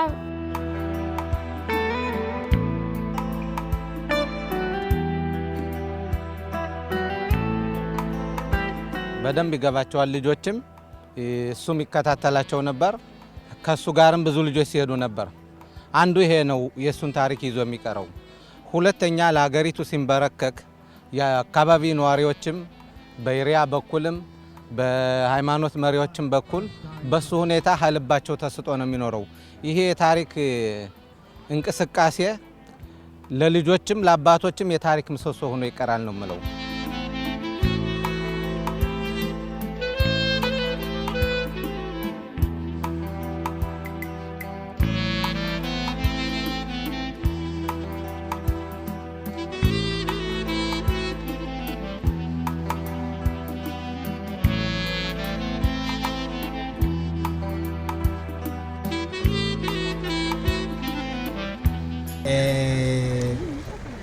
קסחון זיכרונו לברכה, הוא היה אחד מפורצי הדרך.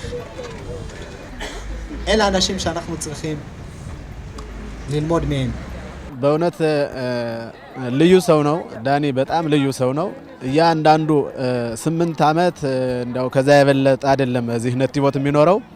ግን በዚህ አመታት ውስጥ ግን ሁሉ ሰው እያንዳንዱ ሰው እንዲያውቀው ሆኗል እና በጣም አማካሪያችን ነበር። እኔም በግሌ ራሴ እንደዚሁ የማህበራዊ ጉዳይ እንትን ተሳትፎ ስናደርግ በፖለቲካው ጉዳይም ቢሆን ብዙ ምክሮችን በጣም ሲለግስልኝ ነበረ፣ ሲተባበረን ነበር እና ስለዚህም ህብረተሰቡ እያከበረው ነው የሱን ሁኔታ የሱን ታሪክ። የመጣሁት ከያብኔ ነው። ያው እንግዲህ ካሳሁን ቀደም ሲል ከውትድርና እያለሁ አውቀዋለሁኝ። ያው ግባቴ ሳገለግል ሳል ማለት ነው እዚሁ አካባቢ ስናገለግል ነበር። እዛም ደግሞ ወንድሞቹ ሁለት ወንድሞቹ ጓደኞቼ ናቸው፣ ቅርብ ጓደኞቼ ናቸው እና በቃ እንዴት ነው እሱነን ያላከበር ነው ለኛ ብሎ ነው ለሀገሪቱ ብሎ ሞተ ሰው እሱነን አሁንኛ ነው ማስታወስ ያለብን። ስለዛ እሱነን ለማክበር ማለት ከያብኔ ደክተን መተናል። በመጀመሪያ ስናስበው እኛ ብቻ እንደው ለሱ ብለን ነበር፣ ለሱ የሚያስታውስ አንድ እንደው ይሄ ነበረ ብለን እኛ እህቶቹ ወንድሞቹ ቤተሰብ ማለትም ነው እንትን የነበረ። ግን እንደው ይሄ ሁላ ሰው ሲመጣ እንትን ሲል በጣም ምንም መከራ ቢሆን እሱን ስለሚያንጸባርቅ ቆንጆ ነው። ይሄ ወንድማችን ካሳው የተባረከ የተቀደሰ ሰው ጋር የተስማማ ለሀገሪቱ ለመዲናይቱ የሚያስብ ጓደኞቹን የሚያከብር ለመንግስት ታዛዥ የሆነ ወንድማችን ይኸው መቼም የማይቀር ሆኖ በዛች ቃውጢ ቀን ብቻውን አይደለም ከጓደኞቹ ጋር በዛ ዘመቻ ጊዜ እኛ ተለይቷል። ግን ነፍሱን ይማርልን።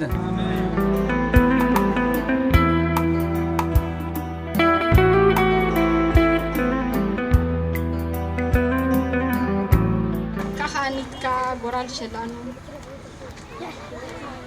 ነት ሚላሽን አበትጋማኒ ለወሾፈት ታፈሃል ሚዘኒትካ ካሃይም ሸላኑ ሃይም ሸሎ አዝዊት ሸላኑ አይታለሞ ፈት ወያ ዱግማ شويت كيلارو تم بوغاري ما يوامرم له ما ترات بو وامر له اسمه بوغار بشيش بوكر شورات ولا خلا بودا وامر له بو ولا خلا وامر له تجد لا ما تالو اوبد كحت عيف تقوف شلخا اسمه بوغار بامر تمر له نا لجينا انا دو منو بزيس له صرت هتبلام አታደክ ምን ሰውነትክን እንደው በዚህ እነሱ ምን አለ አይ አረ እንደው ሐማስ ነው ሲያሮጥ የሚውል ስራህን ባታውቅ ነው እንጂ ብሎ እንደዛ ብሎ ይስቃል። አረ ልጄኔማ ዝም ብለህ የምትሮጥ መስሎኝ ነው እንደው ጤናህን ይስጥህ ምናምን ብሎ መረቅ።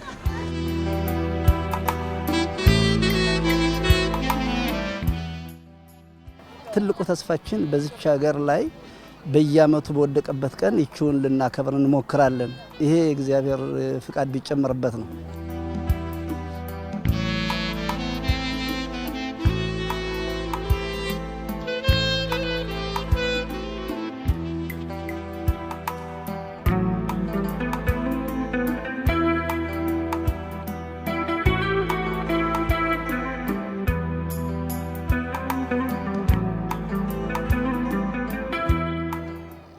ህዝቡ በሚገድፈን በመጣው አመሰግናለሁ። ደግሜ ያልመጡም ለወደፊቱ እንደው በጊዜ ሰጥተው እንዲመጡ ለምናለን እንጠይቃለን። በህትትና በጋም ለወደፊቱ ላይ ዛሬ ይሮጡት ስታመት እነሱ በሱ ስም ጀምረን ሮጥነ የሚል ወሬ ለመስማት ጉጉነን።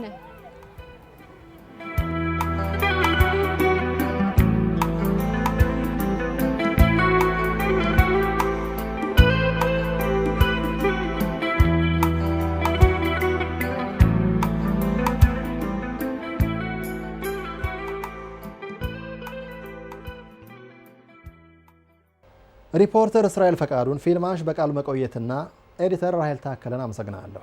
ስለዚህ ዘገባ ተጨማሪ መረጃ ለመቀበል ዘጋቢያችን እስራኤል ፈቃዱን አነጋግሬያለሁ። ጤና ይስጥልኝ እስራኤል። ሻሎም ጥላሁን። እስራኤል በእርግጥ ሻለቃ ባሻ ባይነሳይን ካሳሁን እንግዲህ ለሀገሩ ሲል ህይወቱን ከሳወና 1 አመት በላይ ሆኖታል።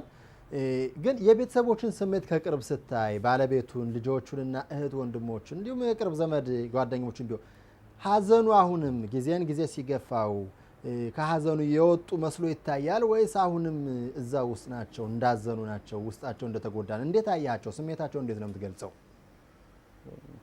במשך שנה האמת שהזיכרונות עדיין נשארים ועדיין האבל, סוג של האבל קיים, ואף על פי שקצת כן מתמודדים עם העניין הזה, אנחנו גם נזכור שהשנה נולדה תינוקת למשפחה, אז זה עוד איזה רובד נוסף שגם מקשה מצד אחד, אבל גם מצד שני הוא נותן הסתכלות קדימה, ככל שיש לך יותר ילדים, זה כמובן שם של האבא, של המשפחה, וגם המשפחה בנתניה, עדיין כולם שרויים סוג מסוים של אבל, אבל בכל זאת צריך לזכור שהם הכינו וערכו את המסע לזכרו, מסע אחרי שנה ואחרי שנה אזרחית למותו, כדי לזכור את ביינסין, את קסאון ביינסין, ולהראות מה הוא היה עושה. במקרה הזה זה פעילות ספורט שהיה עושה כדי לשמר את הבריאות. ודרך זה גם כאילו להראות לכולם, זה גם דרך חינוכית בעצם, וגם כדי לזכור את קסאון ביינסין. እስራኤል የሚለው እንግዲህ በእርግጥ ጊዜን ጊዜ ቢገፋው ሀዘኑ ግን የተረሳ አይደለም። ቤተሰቦች አሁንም ቢሆን ያስታውሱታል፣ ሀዘኑም እንዳለን ያዝናሉ። ግን ከዚህ ጋር በተያያዘ ደግሞ እሱ ከሞተ በኋላ የተወለደች ሕፃን ልጅ አለች። የእሷ ወደዚህ ያለ መምጣት ደግሞ በአንድ በኩል ያስደስታችኋል፣ በሌላ በኩል ደግሞ ይከብዳል። የልጅቱ አባቷን ሳታቅ መቅረቷና ያንም ያሳስባልኝ። ከዚህ ጋር በተያያዘ እንግዲህ ለሱ ማስታወሻ ሲባል የተደረገው አሁን የስፖርት የእግር ጉዞ ማለት ነው። እንግዲህ በአንድ በኩል ትምህርት አዘል ነው፣ ሌላው ደግሞ እሱ የወደውና ያፈቅረው ስፖርት ስለነበረ እሱን ለማስታወስ የተደረገው የእግር ጉዞ ደግሞ ምንም እንኳ ቤተሰቦች ቢከብዳቸውና ሀዘንተኛ ቢሆኑም በደስታ ይህንን ማድረጋቸውና በዚህ መሳተፋቸውና አጠቃላይ የነበረው ሁኔታ ያው እሱን እንዲያስታውሱ አድርጓል። ያም ሆነ ይህ ሀዘኑ ግን አሁንም ሀዘን ነው እንዳለ ነው የሚለው እስራኤል ለሰጠን ተጨማሪ ማብራሪያ በጣም አመሰግናለሁ። ውድ ተመልካቾቻችን በዘገባ ያልቀረቡትና ሌሎችን ተጨማሪ ዘገባዎች በትዊተር በዩቲዩብና ፌስቡክ ድረገጻችን እስራኤል ኢትዮጵያን ቻናል ወይም IETV ማግኘትና መመልከት ትችላላችሁ።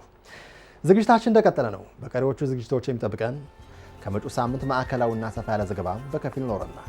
ልጆች 5 ልጆች 5 ወንድሞች እህቶች ቀርተውብኝ ከዛም የትግርኛ ቋንቋ ማጠቃለያ ዜና ነዊት በተመደበለት ጊዜ ይቀርባል። ኮሙኒስታዊ ውድብ ሽብራ ከም ዝኾነውን እዚ ውድብ ባዕሉ ካብ ዝሃቦ መግለጺ ንምርዳእቱ ኸይሉ እዩ። እንደተለመደው የያዝነው ሳምንት መጨረሻና የመጪው ሳምንት የአየር ጸባይ ትንበያ አለን። ካፍታ በኋላ እንመለሳለን። ከኛ ጋር ቆዩ።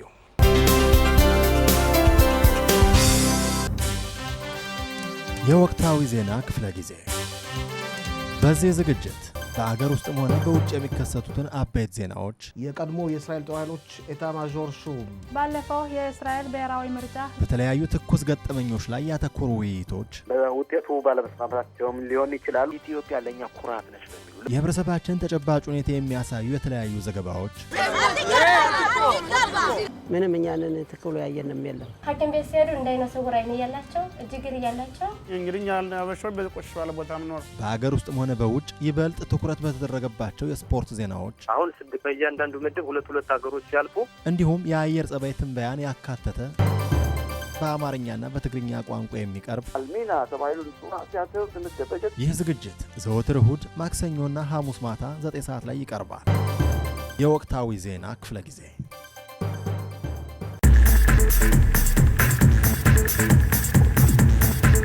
የመገናኛ መረቦች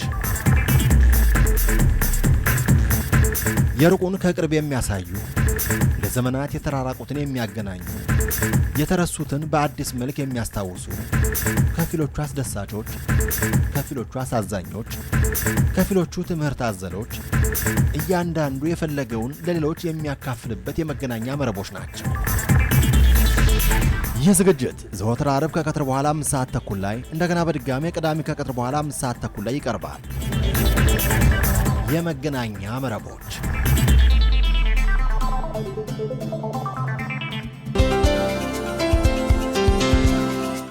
ውድ ተመልካቾቻችን ወደ ቀሪዎቹ ዝግጅቶች ተመልሰናል። በመጀመሪያም በመጪው ሳምንት ከምናቀርበው המשתתפים אנחנו דנים היום בהשלמת העלאת שארית יהודי אתיופיה. משפחות נפרדו, הורים עם ילדיהם, ילדים, הוריהם, ואחים ואחיות, ודודים ודודות. ዛሬ ወደዚህ ውይይት የመጡ ምን ቀርቶቦት ነው?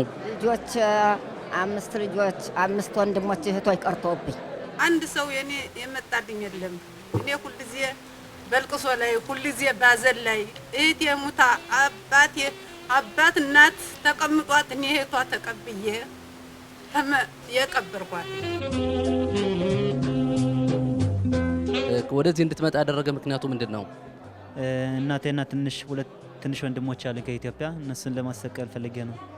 ስንት ዓመታቸው ነው እዛ የሚጠባበቁ?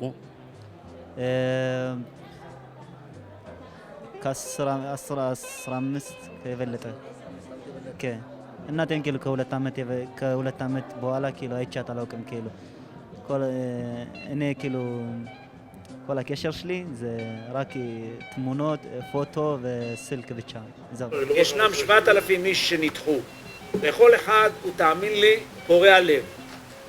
ואני רוצה את 7,000 איש האלה לנסות להביא.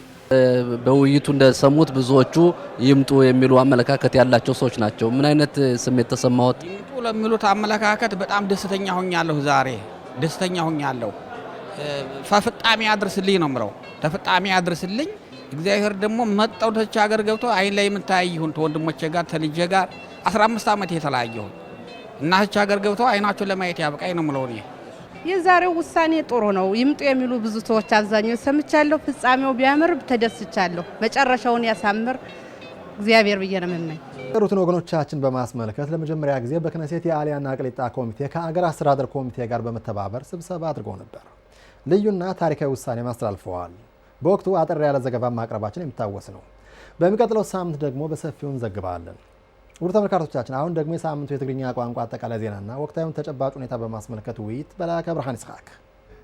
ሰላም ጥዕና በለይ ክቡራት ተኸታተልቲ መደብ ዜና ትግርኛ ከመይ ጸኒሕኩም ከም ትልሙድ ሓፈሻዊ ሰሙናዊ ዜና ሒዘልኩም ቀሪበ ኣለኹ። ክሳብ ፍጻሜ መደብና ምሳና ንኽትጸንሑ እናዓደምኩ እቶም ንሎሚ ዝተሓረዩ ቀንዲ ዜናታትና ከም ዝስዕብ የላልየኩም። ኣብ መንጎ ወነንቲ ሞኖፖላትን ተወከልቲ መንግስቲ ክካየድ ዝጸንሐ ድርድር ተቋሪጹ። ምግቢ ኣይንበልዕን ዝብሉ እስረኛታት ምግቢ ንኽበልዑ ዝግድድ ህጊ ንኽወፅእ ሚኒስትራት ወሲኖም። ተቃወምቲ ሓይልታት ኣብ ቱርኪ ግብረ ሽበራ ፈጺሞም ዝብሉ እንትኾን ኣብ መወዳእታ ድማ ብከንቲባ ሽረ እንዳስላሴ ዝምራሕ ናብ ኣሽከሎን ዝመፀ ጉጅለ ምስ መራሕቲ ማዘጋጃ ቤት ተራኺቡ ናይ ክልቲአን ከተማታት ምሕዝነት ብዝመልከት ቀዳማይ ዙር ምይጥ ኣካይዱ ዝብሉ ርእሰ ጉዳያት እዮም። እምበርከስ ናብ ዝርዝር ዜና ሰኪረ ኣለኹ። ዜና ዘንበበልኩም ለኣከ ብርሃን ይስሐቅ ጸኒሕትኩም ሰና ይኹን። ብዛዕባ ናይ ተፈጥሮ ጋዝ ኣመልኪቱ ኣብ መንጎ ወነንቲ ሞኖፖላትን ተወከልቲ ሰበስልጣናት መንግስትን ክካየድ ዝጸንሐ ድርድር ተቋሪጹ። ናይዚ ካምፓኒ ሓለፍቲ ኣሜሪካውያን ብተወከልቲ መንግስቲ ዝቐረበሎም ሕቶ ብምንጻግ ኣይንፍርምን ምባሎም እንትንገር ሓደ ዝለዓሉ ናይዚ ሞኖፖል ወናን እውን ናብ ኣሜሪካ ተመሊሶም እውን ተባሂሉ። እዚ ኣብ መንጎ ወነንቲ ሞኖፖላትን ተወከልቲ መንግስትን ክካየድ ዝጸንሐ ድርድር ዝተቋረጸሉ ምክንያት ናይ ጋዝ ዋጋ ካብዚ ሕጂ ዘለዎ ዝተወሰነ ዋጋ ንኸይዓቢ ብዝሕብር ናይ ስምምዕ አንቀጽ ኣብ ሓበራዊ ምርዳእ ብዘይምብፅሖም ከም ዝኾነ እዩ ሚኒስተር ኢነርጂ ዩቫል ሽታይንስ ዝሓበሩ። ኣብ መጻኢ 10 ዓመታት ናይ ጋዝ ዋጋ ካብቲ ዝተወሰነ ንላዕሊ ንኸይድይብን ንኸይውስኽን ድሌቶም ከም ዝኾነ እዩ እዞም ሚኒስተር ኣብዚ ሰሙን እዚ ሰሉስ መዓልቲ ብዝሃብዎ መግለፂ ዝሓበሩ። ቅድሚ ወርሕን ፈርቓን ሚኒስተር ኢነርጂ ዩቫል ሽታይንስ ደለክን ኖቤል ኢነርጂን ኣብ ላቪያታን ዘለዎም እጃም ወይ ድማ ግደ ከም ዘሎ ክቕፅሉ ኣብ ታማርን ሓሪሽታንን ዘለዎም ግደ ግና ክሸጡ ኣለዎም ምባሎም እውን ተሓቢሩ እዩ። እዚ ከምዚ እናሃለወ ናይ ጋዝ ዋጋ ክልተ ግዜ እዩ ተገዲቡ ዘሎ።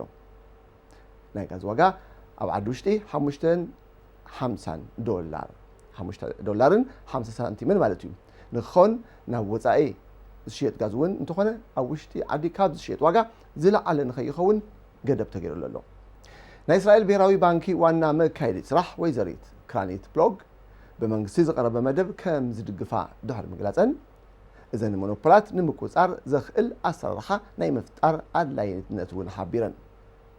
ናይ መኻነ ሃፅዮኒ ፖለቲካ ውድብ ኣባልን ኣባል ክነሰት ኣብ ወንበር ኮሚቴ ኢኮኖሚ ኢታን ካብል ሞኖፖላት ንምቁፃር ክሳብ ዝከኣለሉ ግዜ ምክትታልና ኣይነቋርፅን ኢሎም ብግብረ ሽበራ ተግባራት ተጠርጢሮም ኮነ ናይ ሃገርን ናይ ህዝብን ድሕነትን ይጎዱ እዮም ተባሂሎም ኣብ ትሕቲ ቀይዲ ንዝርከቡ እስረኛታት ምግቢ ኣይንምገብን ኢሎም ህይወቶም ናብ ዘስግእ ኩነታት እንተደኣ ኣብፅሖሞ ንኸይሞቱ ብምሕላይ ዋላ እኳ እንተተቃወሙ ብግዲ እውን እንተኾነ ንኽምገቡ ዘኽእል ህጊ ንኽድንገግ ካቢነ እስራኤል ብዝሓለፈ ሰንበት ብዘካየደ ዋዕላ ውሳኔ ሓሊፉ። ብሓይሊ ወይ ድማ ብግዲ ንኽበልዑ ምግባር ኣብ ልዕሊ እዞም እስረኛታት ሓደጋ ምፍጻም እዩ ዝበሉ ተቃወምቲ እውን ኣይተሰኣኑን። ብፍላይ ናይ ሓኻይም ማሕበር ኣብ ወንበር ዶክተር ሊዮኒድ እዚ ሕጊ ዝጸድቕ እንተደኣ ኮይኑ ሓኻይም ንኸይትግብርዎ ክንገብር ኢና ኢሎም እዚ ከምዚ ይኹን ዳኣ እምበር ነዞም ከምዚ ዝኣምሰሉ ሰባት ካብ ዝሞቱ ብግዲ እውን እንተኾነ ምምጋብ ሓጢኣት ኣይኮነን ዝብሉ ሓኻይም እውን ኣይተሰኣኑን። እዚ ሕጊ ንኽጸድቕ ቀዳማይ ሚኒስትር ቢንያሚን ነተንያሁ ዝሓለፈ ዓመት ፈቲኖም እውን ኣይተሳኻሎምን ነይሩ።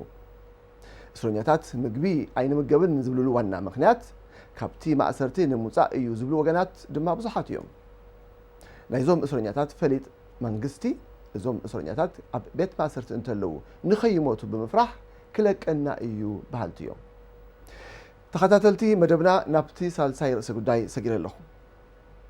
ኣብዚ ሰሙን እዚ መጀመርያ ሰንበት ለይትን ሶኒ ንግሆ ሰዓት 8 ኣብ ቱርኪ 4 መጥቃዕታት ተፈንዮም ኣብ ቱርኪ ደቡባዊ ምብራቕ ብዝተፈጸሙ ክልተ ናይ ግብረ ሽበራ መጥቃዕታት ብዓሰርተታት ዝቁፅሩ ኣባላት ሰራዊት ቱርኪ ዝቆሰሉ እንትኾን 9 ዝኾኑ ድማ ከም ዝሞቱ ተሓቢሩ እዚ ኣብ ኢስታንቡል ኣብ ሓደ ፖሊስ ጣብያ መጥቃዕቲ ብምፍናው ሰንበት ለይቲ ዝተጀመረ ግብረ ሽበራ ንጽባሕይቱ ሶኒ ሰዓት 8 ንግሆ ክልተ ደቂ ኣንስትዮ ዕጡቓት ኣብታ ከተማ ናብ ዝርከብ ቤት ጽሕፈት ኮንስል ኣሜሪካ ተኹስ ብምኽፋት ሓደጋ ንምብጻሕ ፈቲነን እዘን ኣብ ናይ ኣሜሪካ ኮንስል መጥቃዕቲ ካብ ዝፈንዋ ክልተ ደቂ ኣንስትዮ እታ ሓንቲ ከም ዝተታሕዘት ዝመጻና ዜና ወሲኹ ይሕብር እዚ ኣብ ቱርኪ ኣብ 4 ቦታታት ሓደጋ ንምብጻሕ መጥቃዕቲ ዝፈነወ DHKPC ተባሂሉ ዝጽዋዕ ኮሙኒስታዊ ውድብ ሽበራ ከም ዝኾነ እውን እዚ ውድብ ባዕሉ ካብ ዝሃቦ መግለጺ ንምርዳእ ተኻኢሉ እዩ እዚ ውድብ እዚ ብ2013 ኣብ ኣንካራ ናብ ዝርከብ ኤምባሲ ኣሜሪካ መጥቃዕቲ ከም ዝፈነወ ዝፍለጥ እንትኾን ኣብዚ እዋን እዚ እናፈጸሞ ብዘሎን ንመጻኢ ግዜ እውን ክፍንዎም ብዝኽእሉ መጥቃዕትታት ብምስጋዕ ሓይሊ ሰራዊት ቱርኪ ናይ ሓለዋ ተግባራቱ እናጠናኸረ ይርከብ ከም ዘሎ ዝበፅሐና ዜና ይሕብር ቅድሚ ትፈነወ መጥቃዕቲ መንግስቲ ቱርኪ ብርክት ዝበሉ ናይዚ መጥቃዕቲ ዝፈነው ውድብ ኣባላት ኣብ ትሕቲ ቀይዲ ኣውዒሉ እዩ ይኹን እምበር ባዕሉ ንባዕሉ እስላማዊ ውድብ እየ ኢሉ ንዝኣወጀ ዳዓሽ እናተዋግኣ ዘሎ ሃገራት ኔቶ ዝሓበረት ቱርኪ ኣብ ዝሓለፈ ወርሒ ኣብ ሶርያን ኢራቅን ዝነበሩ ናይ PKK ተቃወምቲ ዕጡቓት ናይ ኣየር ድብዳብ ፈጺማ እያ በዚ መጥቃዕቲ እዚ ምክንያት ይመስል ተቃወምቲ እዮም ንዝበለቶም ዕጡቓት ኣብ ልዕሊኣ ከብፅሕዎ ካብ ዝኽእሉ መጥቃዕቲ ንምክልኻል ቱርኪ ሓይላ ንምጥንኻር እናተገደደት እያ ፕሬዚደንት ቱርኪ ራጃብ ኤርዶዋን ጸረ PKK ዝጀመርናዮ ቃልሲ ናይ ኩርዲ ዕጡቓት ሓደ ኣባል ካብ ምድሪ ቱርኪ ክሳብ ዝጠፍእ ቃልስና ክቕፅል እዩ ኢሎም ከምቲ ዝፍለጥ ፕሬዚደንት ቱርኪ ራጃብ ኤርዶዋን ናብ ስልጣን ካብ ዝድይቡ ነዘ ናይ እስራኤልን ቱርክን ዲፕሎማስያዊ ርክብ ክሳብ ሎሚ ምስሻኸረ እዩ ኣብዚ እዋን እዚ ኣብ ኣንካራ ዝርከቡ ሓደ ናይ እስራኤል ዝለዓሉ ዲፕሎማት ሳባክ ንዝተባሃለ ናይ ቱርኪ ጋዜጣ ኣብ ዝገብርዎ ቃለ መሕትት ሶርያን ኢራቅን ብዝምልከት ጉዳይን ቱርኪን እስራኤልን ኣብ ሓበራዊ ምርዳእ ከም ዝበፅሓን ዲፕሎማስያዊ ምሕዝነት እውን ክሕድሳ ከም ዝኽእላ ሓቢሮም ክብራት ሰዓብቲ መደብና እዚ ዝረኣኹሞ ሓፂር ዘገባ ከም ዝረኣኹሞ ኮይኑ ኣብ ቀጻሊ መደብና ስብሕ ብዝበለ ዘገብናዮ ፀብጻብ ክነቕርበልኩም ኢና ሕጂ እውን ተኸታተሉ חוק החינוך החובה הוא מהיום מגיל 3 עד גיל 18 ዝመጻናሉ ዕላማ ኣብዚ ኣብ እስራኤል ምስ ኣሽቀሎን ከተማ ምሕዝነት ምስ ሽረ ንምፍጣር እዩ ብዝሓለፉ ከዓ ክልተ መዓልቲ ምስቶም መራርሓናይ ኣሽቀሎን ምስ ከንቲባን ምስ ኣቶ ደመቀውን ብዘበገስዎ ተራኺብና ብዛዕባ ናይቲ ከባቢ መጻኢ ተስፋን ክህልወና ዝኽእል ረኽብን ሕፅር ዝበለ ዘተ ተገይርና ተስፋ ዘለዎ መደረ ገይርና ኣለና ብመዓንቲ ከዓ እዚ ዝቕፅል እዩ ዝኸውን እዚ ምሕዝነት ኣብ መንጎ ከተማ ሽረን እንዳስላሰን ኣሽከሎንን ምሕዝነት ንምፍጣር ዘድልየሉ ምክንያት እንታይ እዩ ክልተ ሰለስተ ትርጉም ኣለዎ ሓደ ታሪኻዊ ትርጉሙ ኣብ ሽረ እንዳስላሰ ብርክት ዝበሉ ናይዚ ከባቢ እዚ ዓሌት ዘለዎም ኣካላት ኣለዉ ታብ ሽረ እንዳስላሰ ዝመፁ እዚ ሓደ ታሪኻዊ ትርጉሙ እዩ ብኻሊእ ገጹ ከምዝኸማና ማለት ከምዚ ኸማኹም ማለት እዩ ብኻሊእ ገጹ ከዓ ኢትዮጵያ ብጠቕላላ ከባቢና ከዓ ብፍላይ ኣብዚ ሕዚ እዋን ናይ ብዙሓት ዓይኒ ዝዓርፈሉ ናይ ልምዓት ከባቢ እናኾነ ይኸይድ ስለ ዘሎ ኣብዚ ዘሎ ጥንካረ ባና ዘሎ ጉድለት ዝምላኣሉ እዚ ዘሎ ተኣሽሙ ድማ ብቐቢልና ንደጋገፈሉ ኣጋጣሚ ክኸውን እዩ ተሓሳብ ዝግበር ጽቡቕ ናይ ከተማ ሽረ እንዳስላሴ ቤት ጽሕፈት ትምህርቲ ኩነታት ከመይ ይመስል ያው ኣብ ከተማ ሽረ እንዳስላሴ ብርክት ዝበላ ናይ መንግስታዊ ይኹን ናይ ውልቀ ኣብያተ ትምህርቲ ዝሓዘ እዩ ናብ 12 ቤት ትምህርቲ መንግስታዊ ቤት ትምህርቲ ኣለዋ 13 ዝኾና ኪንደርጋርተንስ ወይ ከዓ መዋዕለ ህፃናት ኣለዋ ናየን ናይ ውልቀ እውን 5 ቤት ትምህርቲ ኣለዋ ናይ ቀዳማይ ክሳብ 10 ናይ ዝምክራ ማለት እዩ ናይ ዩኒቨርሲቲ ብራንች ሓንቲ ናይ ኣክሱም ዩኒቨርሲቲ ብራንች ኮይኑ ሓደ ብራንች ኣለና እዩ ሽሙ እንታይ ይባሃል ኣክሱም ዩኒቨርሲቲ ሽረ ካምፓስ ይባሃል ክልተ ኮሌጃት ፖሊቴክኒክ ኮሌጅን ሕርሻ ኮሌጅን እውን ኣብ ከተማና ኣሎ ካብኡ ተፈላለያ ናይ ውልቀ ቲቪቲ ኮሌጅስ እውን ኣብ ከባቢ 14 ኣብያተ ትምህርቲ ወይ ከዓ ኮሌጃት ዝሓዘት ከተማ እያ ባጠቃላሊ ካብ ቀዳማይ ቶም ስርዓት ተማሃሮ ዝበሃለው ትሕቲ ቤት ጽሕፈት ትምህርቲ ከተማ ሽረ እንዳስላሴ ዝመሓደሩ ናብ ከባቢ 22,285 ተማሃሮ ዝሓዘ እዩ ባጠቃላሊ ልዕሊ 800 መምህራን ሰራሕተኛታትን እውን ዘካተተ ቤት ጽሕፈት እዩ ቤት ጽሕፈት ትምህርቲ ከተማ ሽረ እንዳስላሴ እሞ እስኪ ናይ መጻጻኹም ኩነታት ዕላማኹም እስኪ ግልጽ እኳ ተኾነ ተመልከትና ተዓዘብትና እስኪ ዝመጻኹም ኩነታት ግለጹልና ኦኬ ኣመጻጻእና ካብ ሽረ ኢና መጺና እንታይ እቶም መጻጻእና ኣብ ኣሽከለን ዘሎ መምሕዳር ኣብ ዓድና መጺኡ ዓድና እውን ብዝኾነ መንገዲ ኢንቨስት ክገብር ዝኽእል ንኣና እውን ኣሽከሎን ብርትዕ ዝበለ ዓዲ ስለ ዝኾነ ተመክሮ ዘለዎ ዓዲ ስለ ዝኾነ ንኣና መጺኡ ኣብኡ ክሕግዘና ተመክሮ ከለዋውጠና እዚ ዕላማ ዝሕዝና ኢና ምስ ስልጣን ናይ ኣሽከሎን ክንዘራረብ ኢና መጺና እሳቶም እውን ክንዕድሞም ከለና ክፉት ከም ዝኾነ መንገድና ብዝኾነ መንገዲ ክንሕግዙ ክንተሓባበር ከም ዘለና ነዚ ሒዝና ኢና መጺና ማ በቲ ዝተዋፈርኩሞ ዘርፊ ወይ ድማ ዘለኩም ሓላፍነት ዘሎ ምንቅስቃስ ናይ ሽረ ከተማ እንዳስላሴ ይኹን ናይቲ ከባቢ ከመይ ይመስል እሞዚ ናህና ስራሕ ያው 8 ወረዳታት እየ ዘለዋ ካብዘን 8 ወረዳታት ክልተ ዓበይቲ ከተማታት ኣለዋ ተን 6 ድማ ኣናእሽተይ 10 ከተማታት እየን ዘለዋ ስለዚ እቲ ናይ ከተማ ስራሕ ክንሪኦ መን እንተን ከተማታት ክጽርሕወን ኣነ እውን ክዝክረን ምንቲ ተን ከተማታት ሓደ ተን ዓበይቲ ከተማታት ሽረ እንዳስላሴ እያ ተኻልኢታ ሸራሮ እያ ካብተን ኣናእሽተይ ሰለኽለኻ ዓዲ ዓሮ ኣስገደ ጽምብላ ወይ ድማ እንዳባጉና ጸለምቲ እየን ዝበሃላ ማለት እዩ ኣብ መንጎ ሽረ እንዳስላሴ ዝዓበናሉ ከተማ ዝወለድናሉ ከተማ እሞ ንበል ምስ ከተማ ኣሽከሎን ናይ ምሕዝነት ምትእስሳር ጉዳይ ብዝምልከት ካብ ሽረ እንዳስላሴ ካብ ከተማ ናይቲ ከተማ ከንቲባ ጀሚሩ ካልኦት ሓለፍቲ ናብ ኣሽከሎን መጺኦም ኣብ ዝተፈላለየ ቦታ ክዛወሩ ቀንዮም እዮም ናይ ኣሽከሎን ኢየሩሳሌም ከምኡውን ካልእ መደባት ኣለዎም እሞ ብሓጺሩ እስኪ ናይዚ መደብ እዚ ኩነታት ከመይ ይመስል እወ እዚ ብጣዕሚ ሕልምና ዝነበረ ናይ ኢትዮጵያውያን እተን ዓዲ ገዲፍናን ዝመጻና ሚሰን ብዘን ዓዲ ዝነበረለን ክዛመዳ ብዙሕ ጻዕሪ ተገሩ እንዳኾነ እዩ 5 ዓዲ ተዛመዳ ኣለዋ መበል 6 መስለኒ ኣሽቀሎን ምሽረ እቲ ዋና ዝሕጉስ ያው ተወለድናላ ዓዲ ሽረ ምስ ኣሽቀሎን ድማ ንነብራላ ዘለና ንምዝማዳ ብጣዕሚ ንዓይ 200 ተሓጓስ እዩ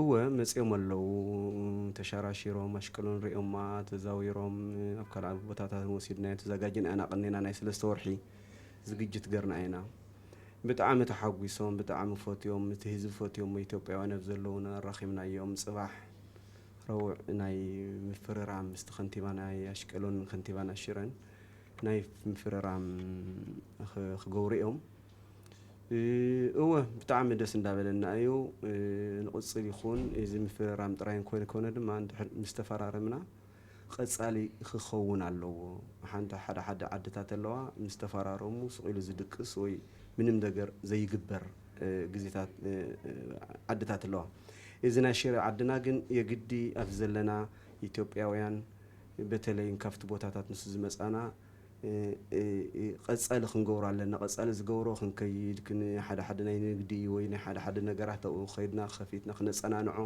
እንድሕር ጸናንዒና እዩ ኣቁም ነገር ዝውዕል ሳቶም ብጣዕሚ ጽምአት ናይታ ናይ ደቂ ኢትዮጵያውያን ኣብ ዝናኡ ንኽመጹ ሓደ ነገራት ንገብሩ ተሎ ጻዓድ ውነይ ጽምአት ድልየት ብስሩ ድላይኩም ጎሩ ድላይኩም ክነልቀሓኩም ድላይኩም ቦታ ክንወኩም እዮም ዝብሉ ዘለዉ ንሎሚ ዘዳለኹልኩም መደብ ዜና ትግርኛ ኣብዚ ዛዚመ ኣለኹ ምሳኹም ዝጸናሕኹ ለኣከ ብርሃን ይስሐቅየ ነይረ ኣብ ቀጻሊ መደብና ብኻልእ ትሕዝቶታትና ክሳብ ንራኸብ ሰሰናዩ ጥጥዕሙ ይምነየልኩም ለአከን አመሰግናለሁ ውድ ተመልካቾቻችን የአየር ጸባይ ትንበያ ያለን ከዛ በፊት ግን ለተወሰኑ ደቂቃዎች ማስታወቂያዎችን አሳይተን እንመለሳለን አብራችሁን ቆዩ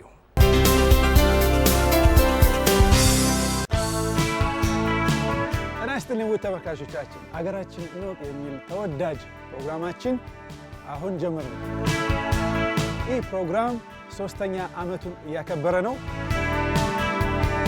ፔታህ ቲክቫ በ1878 ዓመተ ምህረት የተመሰረተ ቦታ ነው።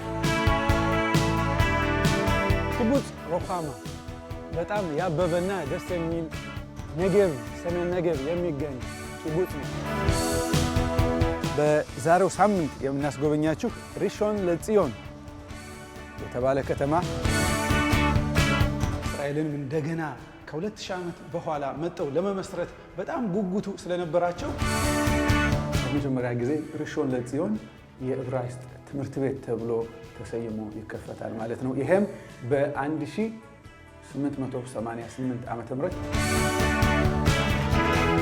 ይህ ዝግጅት ዘወትር ማክሰኞ ማታ 8 ሰዓት ተኩል ላይ እንደገና በድጋሚ ረቡዕ ከቀትር በኋላ 3 ሰዓት ላይ ይቀርባል።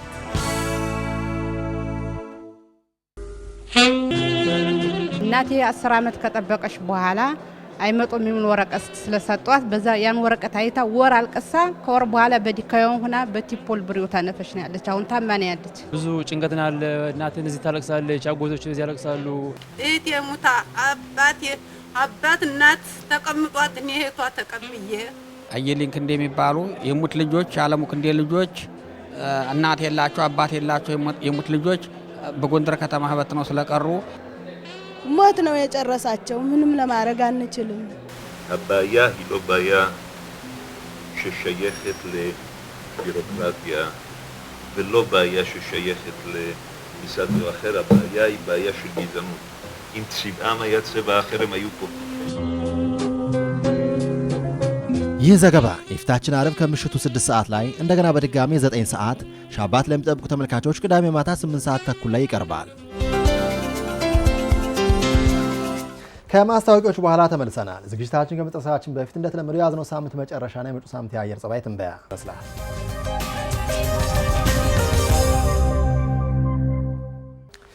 ክብራትና ክቡራን ተመልካቾቻችን ሳምንቱ ሀገራችን እንደሰነበተ ዝግጅታችን ይህን ይመስል ነበር። ዋና አዘጋጅ ፋሲል ለገሰ ሲሆን ምክትል ዋና አዘጋጅና ያስተናግድኳችሁ ጥላው መልኬ ነበርኩ። ለዝግጅታችን ያላችሁን አስተያየት ይጠቅማል፣ ያስተምራል፣ ያዝናናል፣ ያወያያል የምትሏቸውን ሀሳቦች፣ ጽሁፎችን ሆነ የቪዲዮ ክሊፖች በትዊተር በዩቲዩብ እና ፌስቡክ ድረገጻችን እስራኤል ኢትዮጵያን ቻናል ወይም IETV ላኩልን። በደስታ እንቀበላለን። አብራችሁን ስለቆያችሁና ስለተከታተላችሁን ከልብ እያመሰገን በመጪው ሳምንት በሌላ ዝግጅት እስከምንገናኝ መልካም ምሽት።